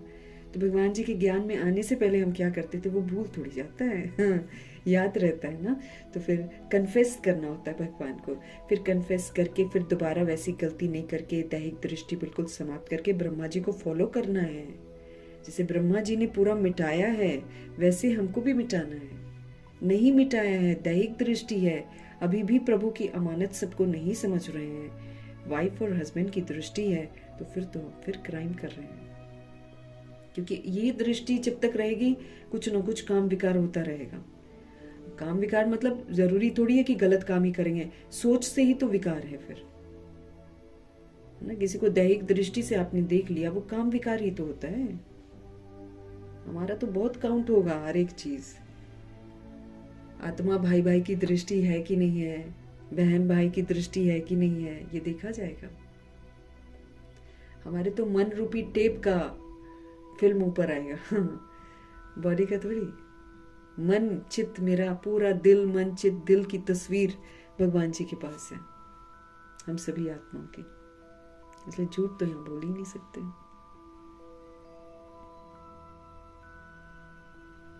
इस जन्म की ही तो बात है, बाबा कह रहे हैं। अब मम्मा जी तो चलो विकार में नहीं गए, उनका तो टीनेज लाइफ था, दादियां भी छोटी छोटी थी। ब्रह्मा जी तो थे ना, तो ब्रह्मा जी ने पूरा उल्टी सीढ़ी नीचे, तो हमको भी उल्टी सीढ़ी, हमको ब्रह्मा जी को फॉलो करना है पूरा का पूरा। इस जन्म की तो बात है, कहाँ भूलती है। ये भी अभी तुम जानते हो, कब से वाम मार्ग में आकर पाप आत्मा बने हैं। याद है, सब कुछ याद है ना। कब से वाम मार्ग में आकर पाप आत्मा बने हो, अब आप फिर हमको पुण्य आत्मा बनाते हैं। बाबा हमको अडॉप्ट करते हैं और फिर हमको फिर से पुण्य आत्मा बनाते हैं।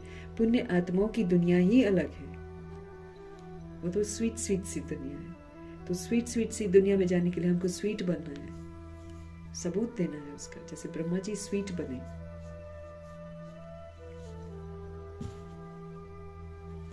पुण्य आत्माओं की दुनिया ही अलग है, बल दुनिया एक ही है, परंतु समझ गए हो ना कि दो भाग में है। एक है पुण्य आत्माओं की दुनिया जिसको स्वर्ग कहा जाता है, दूसरी है पाप आत्माओं की दुनिया जिसको नरक कहा जाता है, जिसको दुखधाम कहा जाता है।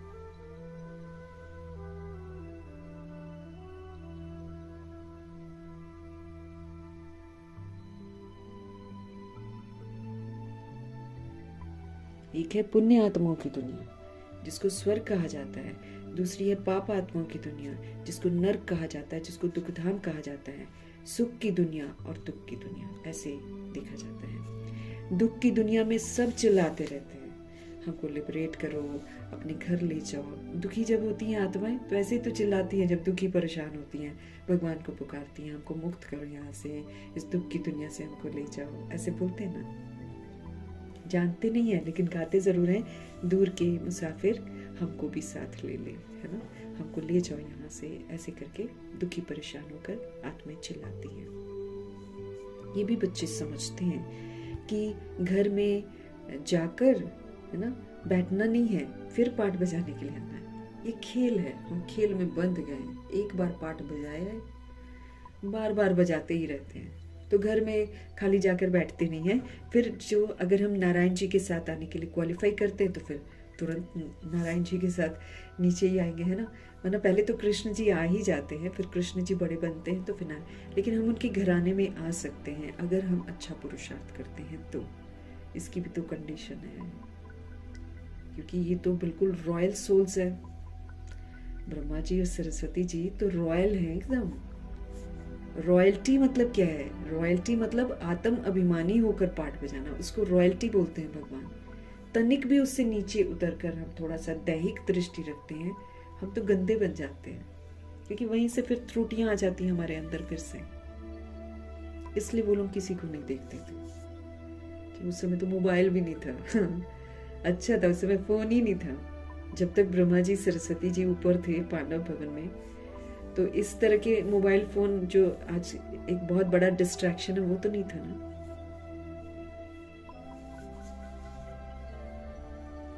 दूसरे टाइप का फोन था वो, जो एक ही जगह पर रखते हैं ना, वो भी किसी किसी के पास हुआ करता था। तो बाबा कहते हैं ऐसे चिल्लाते हैं।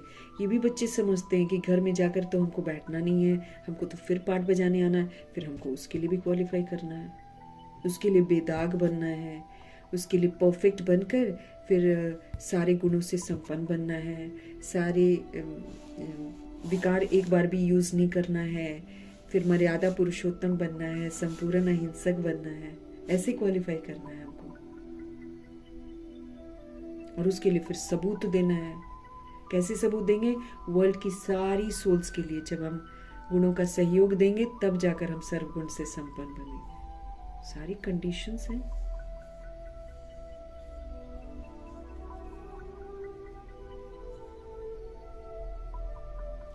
दुखधाम कहा जाता है सुख की दुनिया और दुख की दुनिया।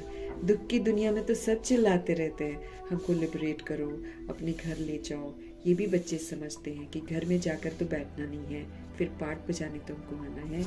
इस समय सारी की सारी दुनिया पतित है। अभी बाप द्वारा तुम पावन बन रहे हो, भगवान जी के द्वारा हम पावन बन रहे हैं। एम ऑब्जेक्ट सामने खड़ी है और कोई भी ये एम ऑब्जेक्ट नहीं दिखाएंगे कि हम ये बन रहे हैं। बाप कहते हैं बच्चे तुम ये थे, अब तुम नहीं हो। पूज्य थे, अब तुम पुजारी बन गए हो। फिर पूज्य बनने के लिए पुरुषार्थ जरूर चाहिए। ये हमको समझ मिलती है भगवान से।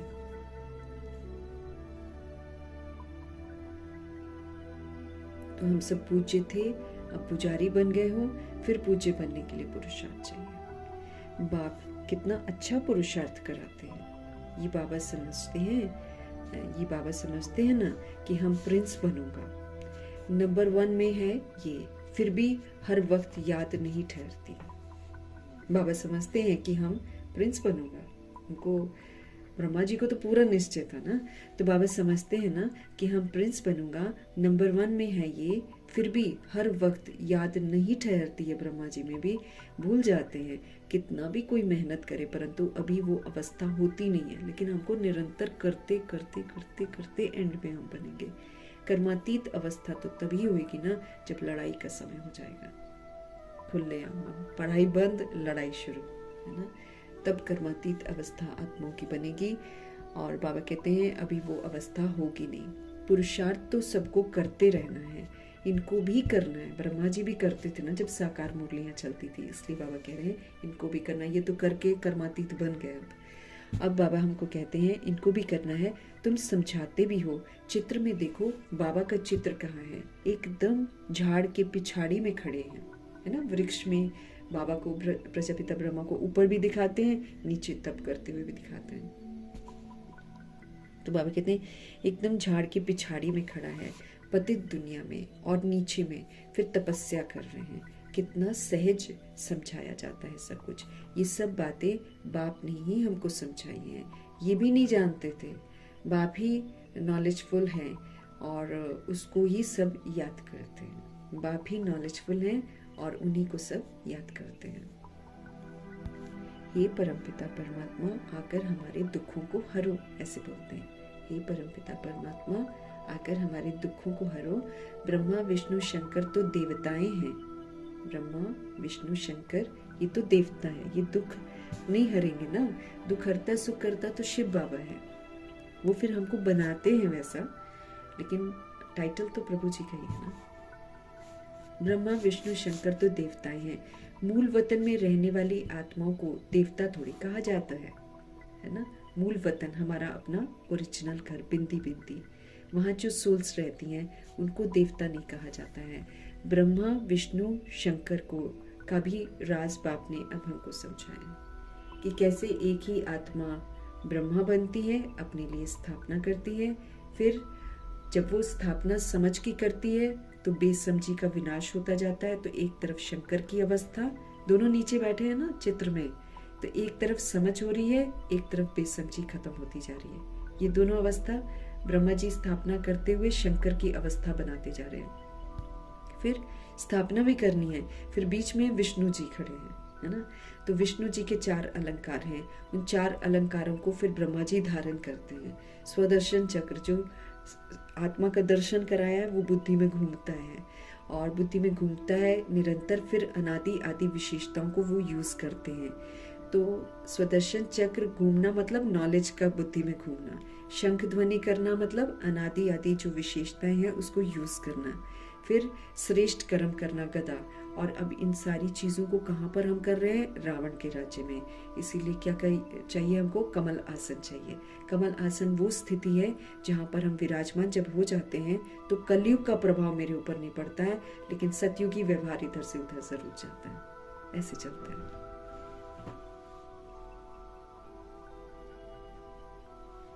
तो शंकर का भी राज बाप ने समझाया। ब्रह्मा लक्ष्मी नारायण ये तो सब यहाँ ही है, यहीं पर सारे पाठ बजाते हैं। तो सारा सीक्रेट पता चले। अब हमको भी अपना अपना ब्रह्मा बनना है, अपना अपना शंकर बनना है, समझ को स्थापन करते जाना है, बेसमझी को खत्म करते जाना है। और हमको भी विष्णु के जो अलंकार हैं उनको धारण करके संस्कार बनाने हैं, देवताई संस्कार। इसका राज बाबा ने हमको समझाया है। तो ब्रह्मा लक्ष्मी नारायण ये तो सब यहाँ ही है ना। सूक्ष्म वतन का तो सिर्फ तुम बच्चों को अभी साक्षात्कार होता है, ये बाबा भी फरिश्ता बन जाते हैं। ये तो बच्चे जानते हैं कि जो सीढ़ी के ऊपर में खड़ा है वही फिर नीचे तपस्या भी कर रहे हैं। चित्र में बिल्कुल क्लियर दिखाया है वो अपने को भगवान कहाँ कहलाते हैं। कभी ब्रह्मा जी ने थोड़ी कहा है कि मैं भगवान हूँ। ये तो आत्माएं देहधारी को भगवान समझती है ना, इसलिए उनको लगता है कि इन्होंने भी ब्रह्मा जी की तस्वीर रखी है ना, तो या तो ये इनके गुरु हैं या तो ये इनके भगवान हैं। ऐसे ही समझती हैं आत्माएं, क्योंकि अंदर तो आकर नहीं समझती है ना। तो जो सीढ़ी, ये तो बच्चे जानते हैं कि जो सीढ़ी के ऊपर में खड़ा है वही फिर नीचे तपस्या भी कर रहा है। चित्र में बिल्कुल क्लियर दिखाया है वो अपने को भगवान कहाँ कहलाते हैं? ये तो कहते हैं हम तो वर्थ नॉट अ पेनी थे। ब्रह्मा जी कहते हैं कि हम तो वर्थ नॉट अ पेनी थे, बिल्कुल बेकार थे, कोई वैल्यू नहीं। तत्व ऐसे ही हम सभी भी वर्थ नॉट अ पेनी थे। अभी बाबा हमारी वैल्यू को फिर बढ़ाते हैं और फिर हमको क्या कर रहे हैं? वर्थ पाउंड बना रहे हैं। फिर तत्व, तो ब्रह्मा जी भी बन रहे थे उस समय, फिर कहते तुम भी बनोगे। तो कितनी सहज समझने की बातें हैं। कभी कोई बोले तो कहो देखो ये तो कलयुग के अंत में खड़ा है ना। तो बाप कहते हैं जब जड़ी भूत अवस्था वानप्रस्थ होती है ना, तब मैं इनमें प्रवेश करता हूँ। जब जड़ी भूत अवस्था वानप्रस्थ हो जाती है हमारी, तब मैं इनमें प्रवेश करता हूँ। कि जब ये ओल्ड हो जाती है ना बॉडी, फिर बाबा उनमें प्रवेश करते हैं। अभी राजयोग की तपस्या कर रहे हैं। अभी राजयोग की तपस्या कर रहे हैं। तपस्या करने वाले को देवता फिर कैसे कहेंगे, है ना?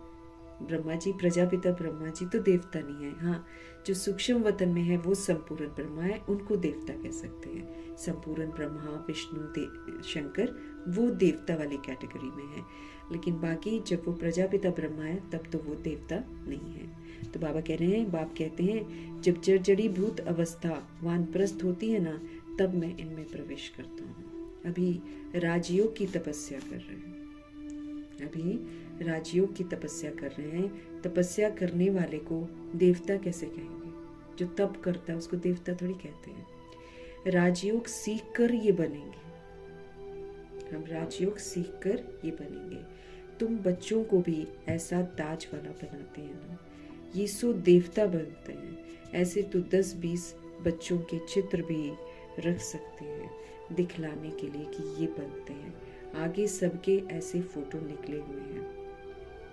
ये समझाने की बात है। एक तरफ साधारण, दूसरी तरफ डबल सिर ताज।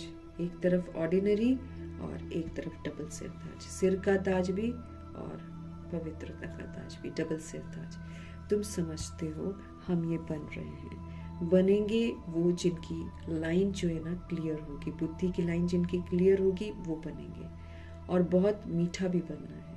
तो इस समय मनुष्यों में काम, क्रोध आदि का बीज कितना हो गया है। सब में 5 विकार रूपी बीज के झाड़ निकल पड़े। सब में 5 विकार रूपी बीज के झाड़ निकल पड़े हैं। अभी बाप कहते हैं ऐसा बीज नहीं बोना है। बाप कहते हैं ऐसा बीज नहीं बोना। संगम युग पर तुमको दे अभिमान का बीज नहीं बोना है। ये हमारे लिए कंडीशन है बाबा की। तो जब देह का भान और अभिमान हमारे में आता है, कमी कमजोरियां आती हैं, हम फिर से देह अभिमान का बीज बो रहे हैं। तो फिर उसका जो वृक्ष बनेगा उसको काटेगा कौन? मेरे को ही काटना पड़ेगा। फिर धर्मराजपुरी में काटना पड़ेगा। वो तो खतरा हो जाएगा ना। धर्मराजपुरी की सजाएं तो गंदी हैं, क्योंकि बाबा की मदद नहीं मिलेगी। फिर दवाई भी नहीं होगी, कुछ भी नहीं होगा। फिर कहाँ से हम ठीक होंगे? फिर वहां तड़प तड़प कर शरीर छोड़ेंगे। इसलिए भगवान क्या बोल रहे हैं? संगम युग है ये, है ना? तो संगम युग पर हमको दे अभिमान का बीज नहीं बोना है। काम विकार का बीज नहीं बोना है। कामनाएं नहीं रखनी है कोई भी।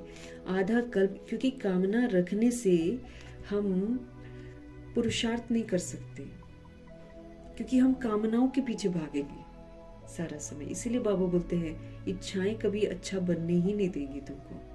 इसलिए इच्छा मात्रम अविद्या बन जाओ तो तुम अच्छे बन जाओगे। तो संगम युग पर तुमको दे अभिमान का बीज नहीं बोना है। काम का बीज, काम विकार का बीज तुमको नहीं बोना है। आधा कल्प के लिए फिर रावण ही नहीं रहेगा। अगर हम ऐसा करेंगे ना, तो फिर हम वो दुनिया में जाएंगे जहाँ पर रावण नहीं होगा। हर एक बात बाप बैठ बच्चों को समझाते रहते हैं, है ना? कल को हम नहीं बोल सकते बाबा ये बात हमको मालूम नहीं थी।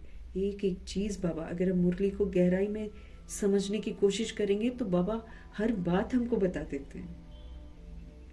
ऊपर ऊपर से पढ़ने से हमको समझ में नहीं आता है, लेकिन बाबा से समझो तो बाबा देखो, एक बाबा जो है हर एक बात बाप बैठकर बच्चों को समझाते हैं। मुख्य तो एक ही बात है कि तुम मन को प्रभु में लगा लो।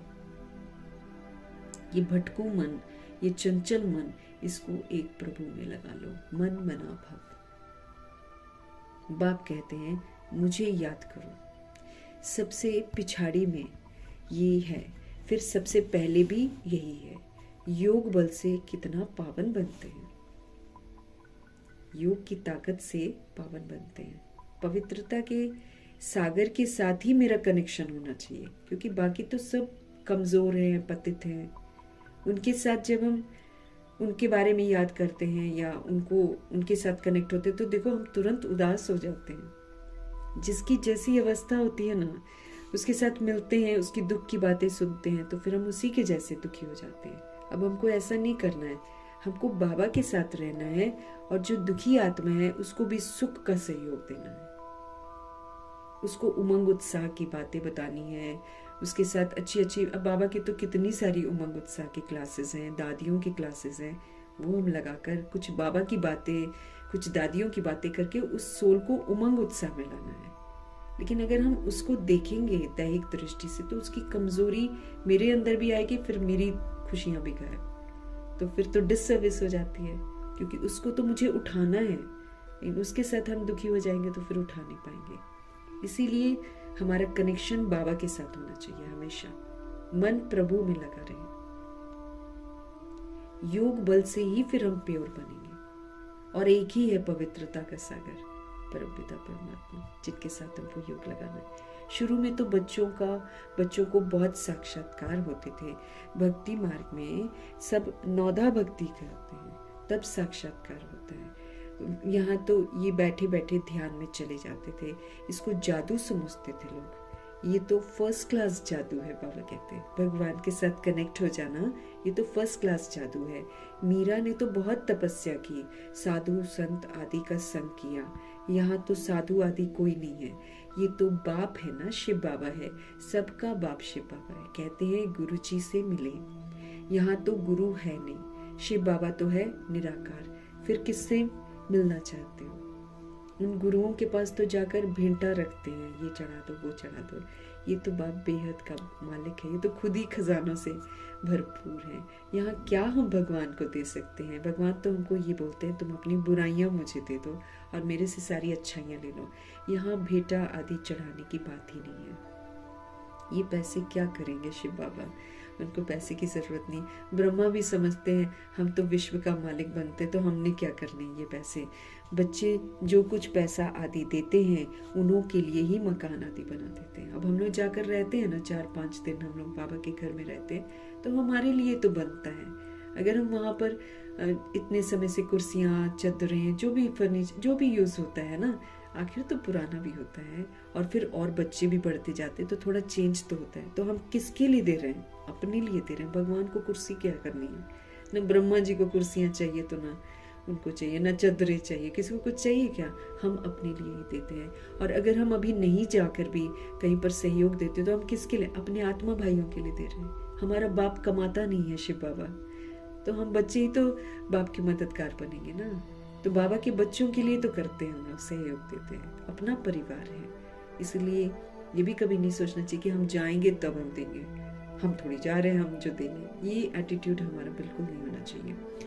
तो जो भी पैसा हम देते हैं वो मकान वगैरह जो बनता है हम लोग के लिए तो बनता है। अब हम जाते हैं वहाँ रहते हैं, होटल में तो वो ट्रीटमेंट भी नहीं मिलेगा हमको, तो यहाँ शुद्धिकरण वाला ट्रीटमेंट मिलता है। फिर हम ट्रेन में आते हैं तब भी हमको खाना देते हैं वो लोग। तो क्या है, बाबा का घर है ना, तो बाबा के घर में पूरा सहयोग हमको देना है। ये कभी नहीं सोचना है कि हम शिव बाबा को पैसे देते हैं। तो बाबा कहते तुम जो देते हो बच्चों के लिए मकान आदि बना देते हैं। पैसे तो न शिव बाबा के काम के हैं न ब्रह्मा बाबा के काम के हैं। वो भी अव्यक्त फरिश्ता बन गए हैं और शिव बाबा भी न, उनको खाने पीने के लिए कुछ चाहिए नहीं दोनों को। अब देखो भोग जब लगता है ब्रह्मा जी को, जब खिलाते हैं तो कितना थोड़ा खाती है दादी, है ना। दादी के द्वारा ब्रह्मा जी ही खाते हैं ना, कितना थोड़ा, इतना छोटे छोटे बच्चों से भी छोटा छोटा फ्रूट होता है, बस उतना खा के तृप्त है। उनको तो चाहिए नहीं कुछ भी, कुर्सी टेबल कुछ चाहिए क्या? कुछ नहीं चाहिए उनको। वो भी हम लोग का मन रखने के लिए वो भोग लगा लेते हैं। वो भी अगर क्या कहते हैं, अगर उसमें त्रुटियां होती हैं तो कई मुरलियां हम देखेंगे अव्यक्त बाप दादा की मना कर देते थे, वो लेते ही नहीं थे। ब्रह्मा जी भी नहीं लेते थे, जहाँ कहीं त्रुटि होती थी ना, लेते ही नहीं थे। तो बाबा कहते हैं शिव बाबा को भी पैसे नहीं चाहिए, ब्रह्मा जी को भी पैसे नहीं चाहिए। मकान आदि बनाए ही है किसके लिए? बच्चों के लिए। बच्चे ही आकर इसमें रहते हैं। कोई गरीब है, कोई साहूकार है, कोई तो 2 रुपए भी भेज देते हैं, प्यार से 2 रुपए भी, थोड़ा है थोड़ा भेज दो, लेकिन 2 तो सही ना, प्यार से करना, सफल हो जाता है। उस समय की बात है, 1 आना 2 आना दिया करते थे शुरू में, उतने ही होते थे उनके पास। तो बाबा हमारी एक ईंट लगा देना, कोई 1000 भेज देते हैं, भावना तो दोनों की एक ही है। जितना अगर उसने 2 रुपये चढ़ाया, उसका भी वैल्यू 1000 जितना ही होएगा। इसीलिए जिसके पास जितना है श्रद्धा से देते हैं ना, वो कबूल होता है भगवान के घर में। कोई 1000 भेज देते हैं, भावना तो दोनों की एक है ना, तो दोनों का इक्वल बन जाता है। फिर बच्चे आते हैं, जहाँ चाहे रहें, जिसने मकान बनवाया है वो अगर आते हैं तो उनको जरूर सुख से रहेंगे, है ना। अब कई लोग हैं वहाँ पर, बहुत सारे बड़े बड़े अमीर लोग भी आते हैं जो ज़्यादा पैसा देते हैं, ज्ञान उतना समझते नहीं है लेकिन पैसा बहुत देते। तो फिर बाबा कहते हैं वैसे लोग जब आते हैं, मकान कुछ एक पर्टिकुलर अपार्ट जो वहाँ पर है, मनमोहिनी कॉम्प्लेक्स जैसे बनता है ना, वैसे कोई कोई लोग बना देते, तो डेफिनेटली जब वो आते तो उनको अच्छे से ही रखेंगे ना, सुख से ही रखेंगे ना। बाबा कहते फिर उसमें बुरा नहीं मानना चाहिए ना, तो उनको ज़रूर सुख से रहेंगे ना। कई फिर कह देते हैं बाबा के पास भी खातिरी होती है, लोगों के दिमाग तो चलते हैं ना कि इनके साथ स्पेशल ट्रीटमेंट होता है उनके साथ। बाबा कहते हैं अब उसने बनवाया होगा एक कॉम्प्लेक्स, है ना, तो डेफिनेटली वो आएगा तो उसको अच्छा थोड़ा सा सुखी रखेंगे ना। लेकिन दुनिया जानती नहीं है, फिर वो देखती है तो फिर सोचते हैं कि यहाँ भी वही VIP ट्रीटमेंट है, एक है ना VIP किचन में। तो बहुतों के संकल्प चलते हैं कि इनको स्पेशल कुछ खाने को मिलता है, उधर कम मिलता है। वो फिर इसलिए मिलता है क्योंकि वो लोग पैसे देते हैं, तो उनको थोड़ा तो देना ही पड़ेगा ना। अरे वो तो जरूर करनी पड़ेगी ना। बाबा कहते हैं कोई कैसे है, कोई तो कहाँ भी बैठ जाते हैं, कोई बहुत नाजुक भी होते हैं, विलायत में रहने वाले, बड़े बड़े महलों में रहने वाले होते हैं। तो हर एक नेशन में बड़े बड़े साहूकार निकलते हैं, तो मकान आदि के ऐसे बनाते हैं। यहाँ तो देखो कितने ढेर बच्चे आते हैं, और किसी बाप को ऐसे ख्यालात थोड़ी होंगे करके 10 12 20 पोतरे पोतरियाँ होंगे। अच्छा किसको 200 500 भी चलो होंगे, इनसे जास्ती तो किसी का नहीं होगा। अब इस बाबा की तो फैमिली तो कितनी बड़ी है, और ही वृद्धि को पानी है। 16,133 करोड़ आत्माएं आएंगी, अभी आ रही हैं, वो वाला ग्रुप अभी आ रहे हैं, तो वृद्धि तो पानी है। ये तो राजधानी स्थापन हो रही है ना। बाप की फैमिली कितनी बनेगी, फिर प्रजापिता ब्रह्मा की फैमिली कितनी हो गई है।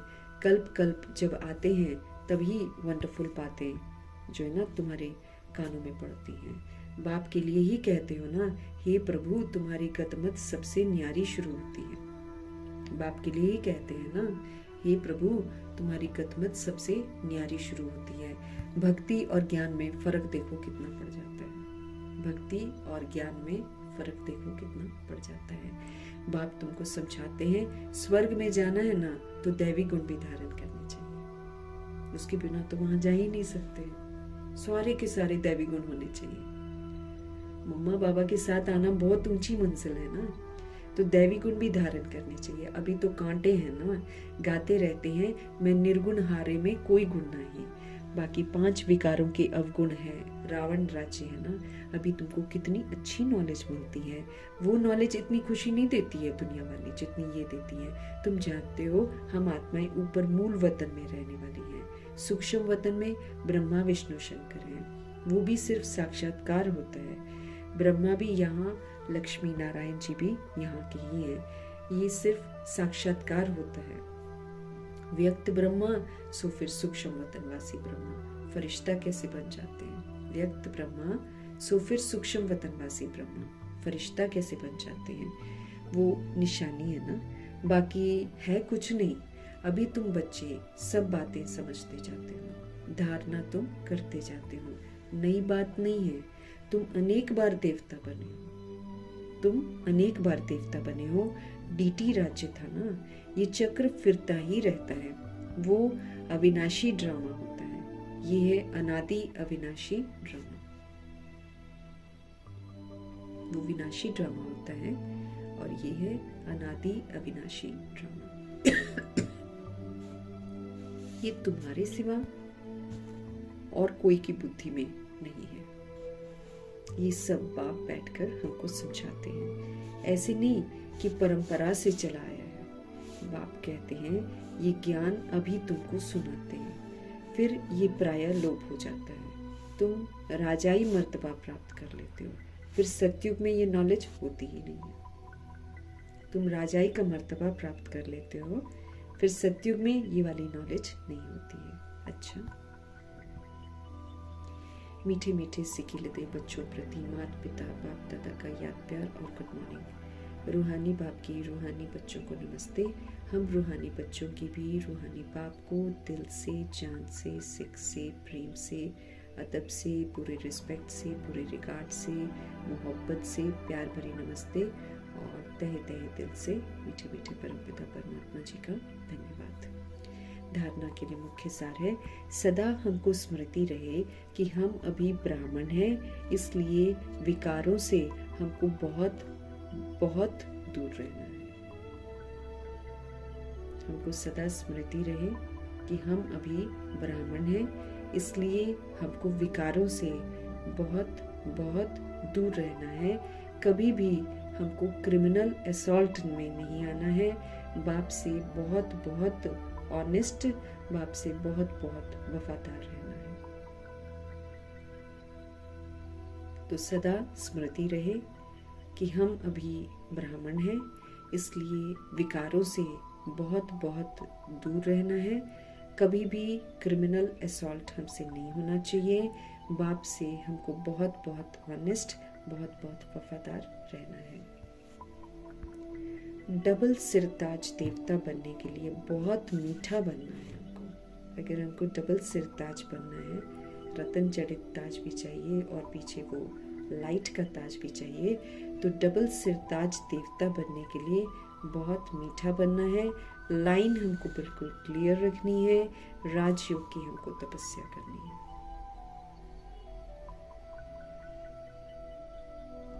लाइन क्लियर रखनी है, राजयोग की तपस्या करनी है। वरदान है, सदा बेहद की स्थिति में स्थित रहने वाले बंधन मुक्त जीवन मुक्त भव। सदा बेहद की स्थिति में स्थित रहने वाले बंधन मुक्त जीवन मुक्त भव। दे अभिमान हद की स्थिति है। देह का अभिमान ये हद की स्थिति है, बॉडी की स्थिति है। और देही अभिमानी बनना ये बेहद की स्थिति है।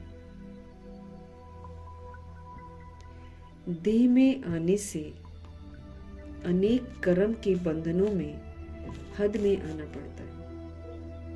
देह में आने से अनेक कर्म के बंधनों में हद में आना पड़ता है, लेकिन जब देही बन जाते हैं ना, तो ये सब बंधन खत्म हो जाते हैं। जैसे कहा जाता है, बंधन मुक्त ही जीवन मुक्त है। जो बंधन मुक्त होता है ना, वही जीवन मुक्त है। ऐसे जो बेहद की स्थिति में स्थित रहते हैं ना, वो दुनिया के वायुमंडल, वाइब्रेशन, तमोगुणी वृत्तियां, माया के वार, इन सब से मुक्त हो जाते हैं। इसको ही कहा जाता है जीवन मुक्त स्थिति, जिसका अनुभव संगम युग पर ही करना है।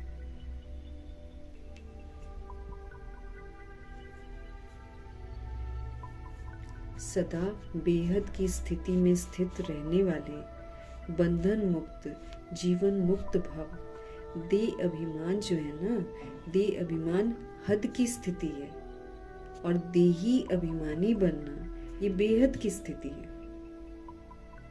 देही अभिमान में तो हम 1, 2, 3, 4 के साथ कनेक्टेड होते हैं। देही अभिमानी तो फिर हम बेहद के हो जाते हैं ना। देही अभिमानी बनना ये है बेहद की स्थिति। देह में आने से अनेक कर्मों के बंधन में हम बंध जाते हैं। राह चलते किसी के बारे में सोच लिया, बंधन में बंध गए। तो देह में आने से अनेक कर्म के बंधनों में हद में आना पड़ता है, लेकिन जब देही बन जाते हैं तो ये सब बंधन जो है ना, ये सारे खत्म हो जाते हैं। जब देही बन जाते हैं सारे बंधन खत्म हो जाते हैं। जैसे कहा जाता है ना, बंधन मुक्त ही जीवन मुक्त है। कहा जाता है जो बंधनों से मुक्त होता है ना, वही जीवन मुक्त होता है।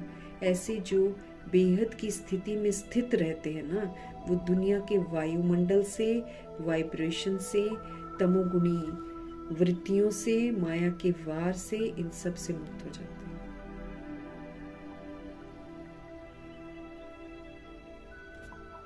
जो बंधन मुक्त है वही जीवन मुक्त है।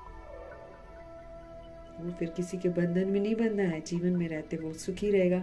ऐसे ही जो बेहद की स्थिति में स्थित रहते हैं ना, वो दुनिया का जो वायुमंडल है, दुनिया का जो वाइब्रेशन है, दुनिया की जो तमोगुणी वृत्तियां हैं, जो माया के वार हैं, उन सब से मुक्त हो जाते हैं।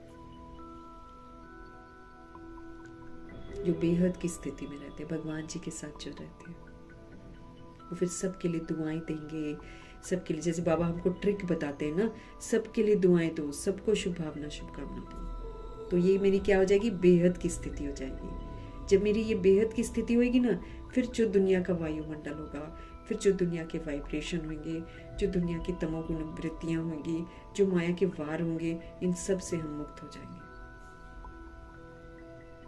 इसको जीवन मुक्त स्थिति कहते हैं, जिसका अनुभव जो है ना, हम संगम युग पर ही कर सकते हैं और कभी नहीं कर सकते।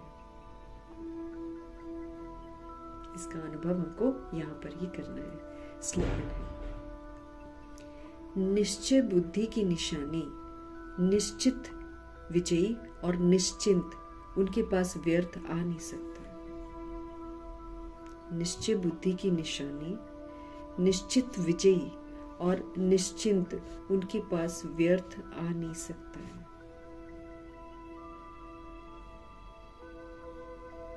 निश्चय बुद्धि की निशानी क्या होती है, निश्चित विजयी और निश्चिंत, उनके पास वेस्ट आ नहीं सकता है।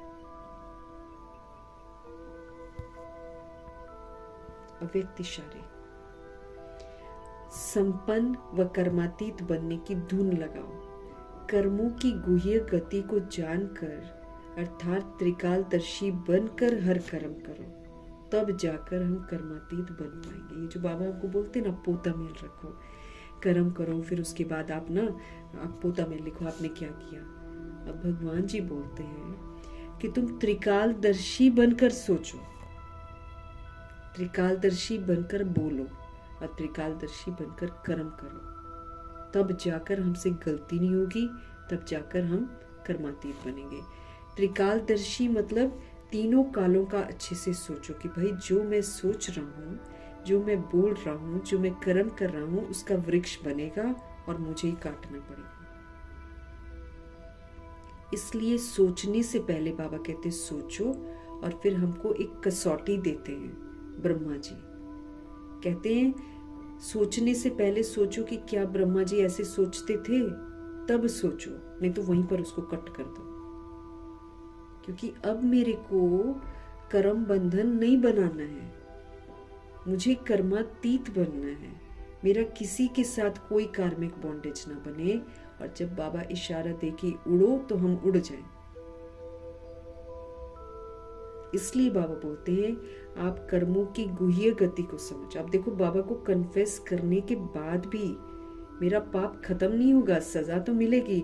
हाँ, उसका जो एक्सट्रीम पन है ना सजा का, वो थोड़ा कम हो जाएगा, बोझ कम हो जाएगा। बाकी सृष्टि रूपी ड्रामा में हम जो करते हैं उसकी सजा ड्रामा जरूर देता है, बख्शता नहीं है वो किसी को भी। बाबा की वजह से कम जरूर करवा देता है, वो भी जब हम लोग बाबा की श्रीमत पर चलते हैं तब। तो कर्मों की गुह्य गति को बाबा कहते जानो। यहाँ तो सोचने की भी सजा मिल जाती है, संकल्पों की सजा भी हमको मिल रही है। अगर मेरा संकल्प शुभ, शुद्ध, सकारात्मक, कल्याणकारी नहीं है, मुझे तुरंत सजा मिलती है। खुशी गायब, शक्ति गायब, व्यर्थ शुरू, नकारात्मक शुरू, ये क्या है? सजा। कर्मों की गुह्य गति को जानकर त्रिकालदर्शी बनो, तीनों कालों का सोचो। भैया हम जो करते हैं वही हमारे सामने आता है, बचते नहीं है। तो त्रिकालदर्शी बनकर फिर हर कर्म करो तो कभी भी कर्मों में गलती नहीं होगी और हम कर्मातीत बन जाएंगे। यदि हम छोटी छोटी गलतियां संकल्प रूप में भी करते हैं ना, उसका भी हिसाब किताब बहुत कड़ा बनता है, सच्ची में बहुत कड़ा बनता है। संकल्प में भी किसी सोल के बारे में अगर हमने चिंतन कर लिया ना, बाय गॉड, क्योंकि वो सोल परवश होकर काम कर रही है, उसको याददाश्त ठीक नहीं है। अब जिसकी याददाश्त ठीक नहीं है उधर हम ज्ञान बिठाने की कोशिश करेंगे तो हम पाप नहीं कर रहे हैं क्या? इसलिए हमको किसी का गुनाह देखना मना है और हम अपने आप राइटियस मार्ग पर चलें। तो विष का प्याला मीरा को जब दिया है, वो प्रभु मगन में, मतलब कृष्ण जी के मगन में वो पी गई तो विष खत्म हो गया। बस ऐसे ही है ये। अभी जब हम बाबा के ज्ञान में आ जाते हैं ना, तो बाबा कहते हैं तुम इनोसेंट बन जाओ, बस अब सेंट बन जाओ, तुम किसी को बैड मत बोलो, किसी का चिंतन मत तुम करो, पास्ट का चिंतन तो बिल्कुल मत करो, पर चिंतन मत करो, पर दशा मैं तुमको बचा लूंगा। लेकिन हम करते हैं ना तो हम मर्यादाओं की लकीर के बाहर चले जाते हैं, फिर बाबा छोड़ देते हैं, फिर नहीं मदद करते। तो छोटी छोटी गलतियां हम करते हैं, तो छोटी छोटी गलतियां संकल्प रूप में भी हमसे हो जाती है। हमने शुभ नहीं सोचा, किसी के बारे में सकारात्मक नहीं सोचा, पॉजिटिव नेगेटिव सोच लिया, कल्याणकारी नहीं सोचा, मैंने अकल्याणकारी सोचा, तो मैंने तो हिसाब किताब बना लिया ना।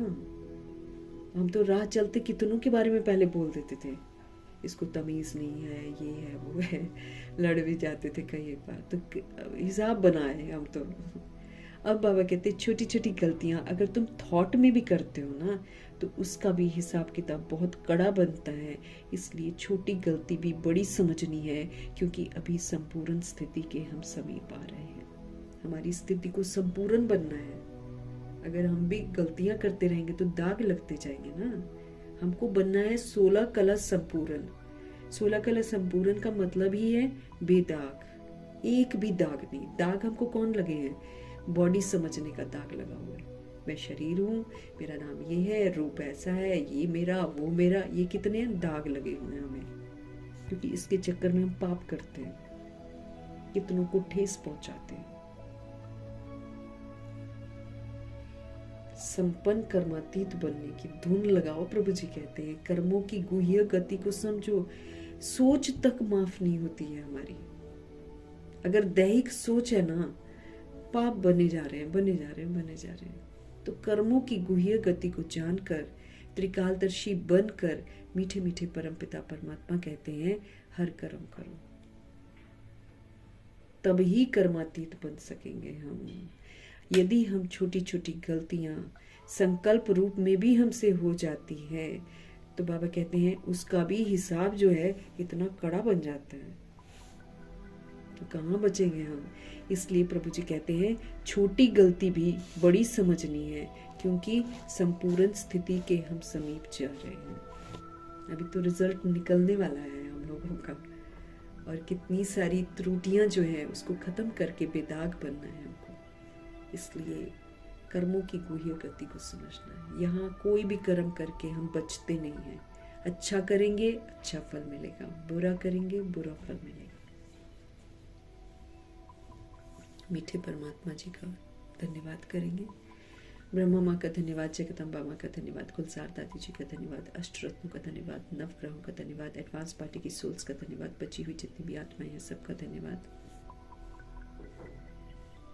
5 तत्वों का धन्यवाद, ड्रामा का धन्यवाद, प्रकृति का धन्यवाद, माया का धन्यवाद, यमदूत का धन्यवाद, करोड़ों की आबादी का धन्यवाद, साधनों का धन्यवाद, साधन बनाने वालों का धन्यवाद, और साथ में रहने वाली सोल्स का धन्यवाद, सहयोगी आत्माओं का धन्यवाद, अविनाशी खजानों का धन्यवाद, समय का धन्यवाद, पूरे यूनिवर्स का धन्यवाद, शरीर रूपी इंस्ट्रूमेंट का धन्यवाद, और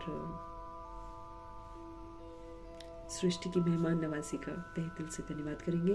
आप सभी आत्माओं का भी धन्यवाद करते हुए ओम शांति।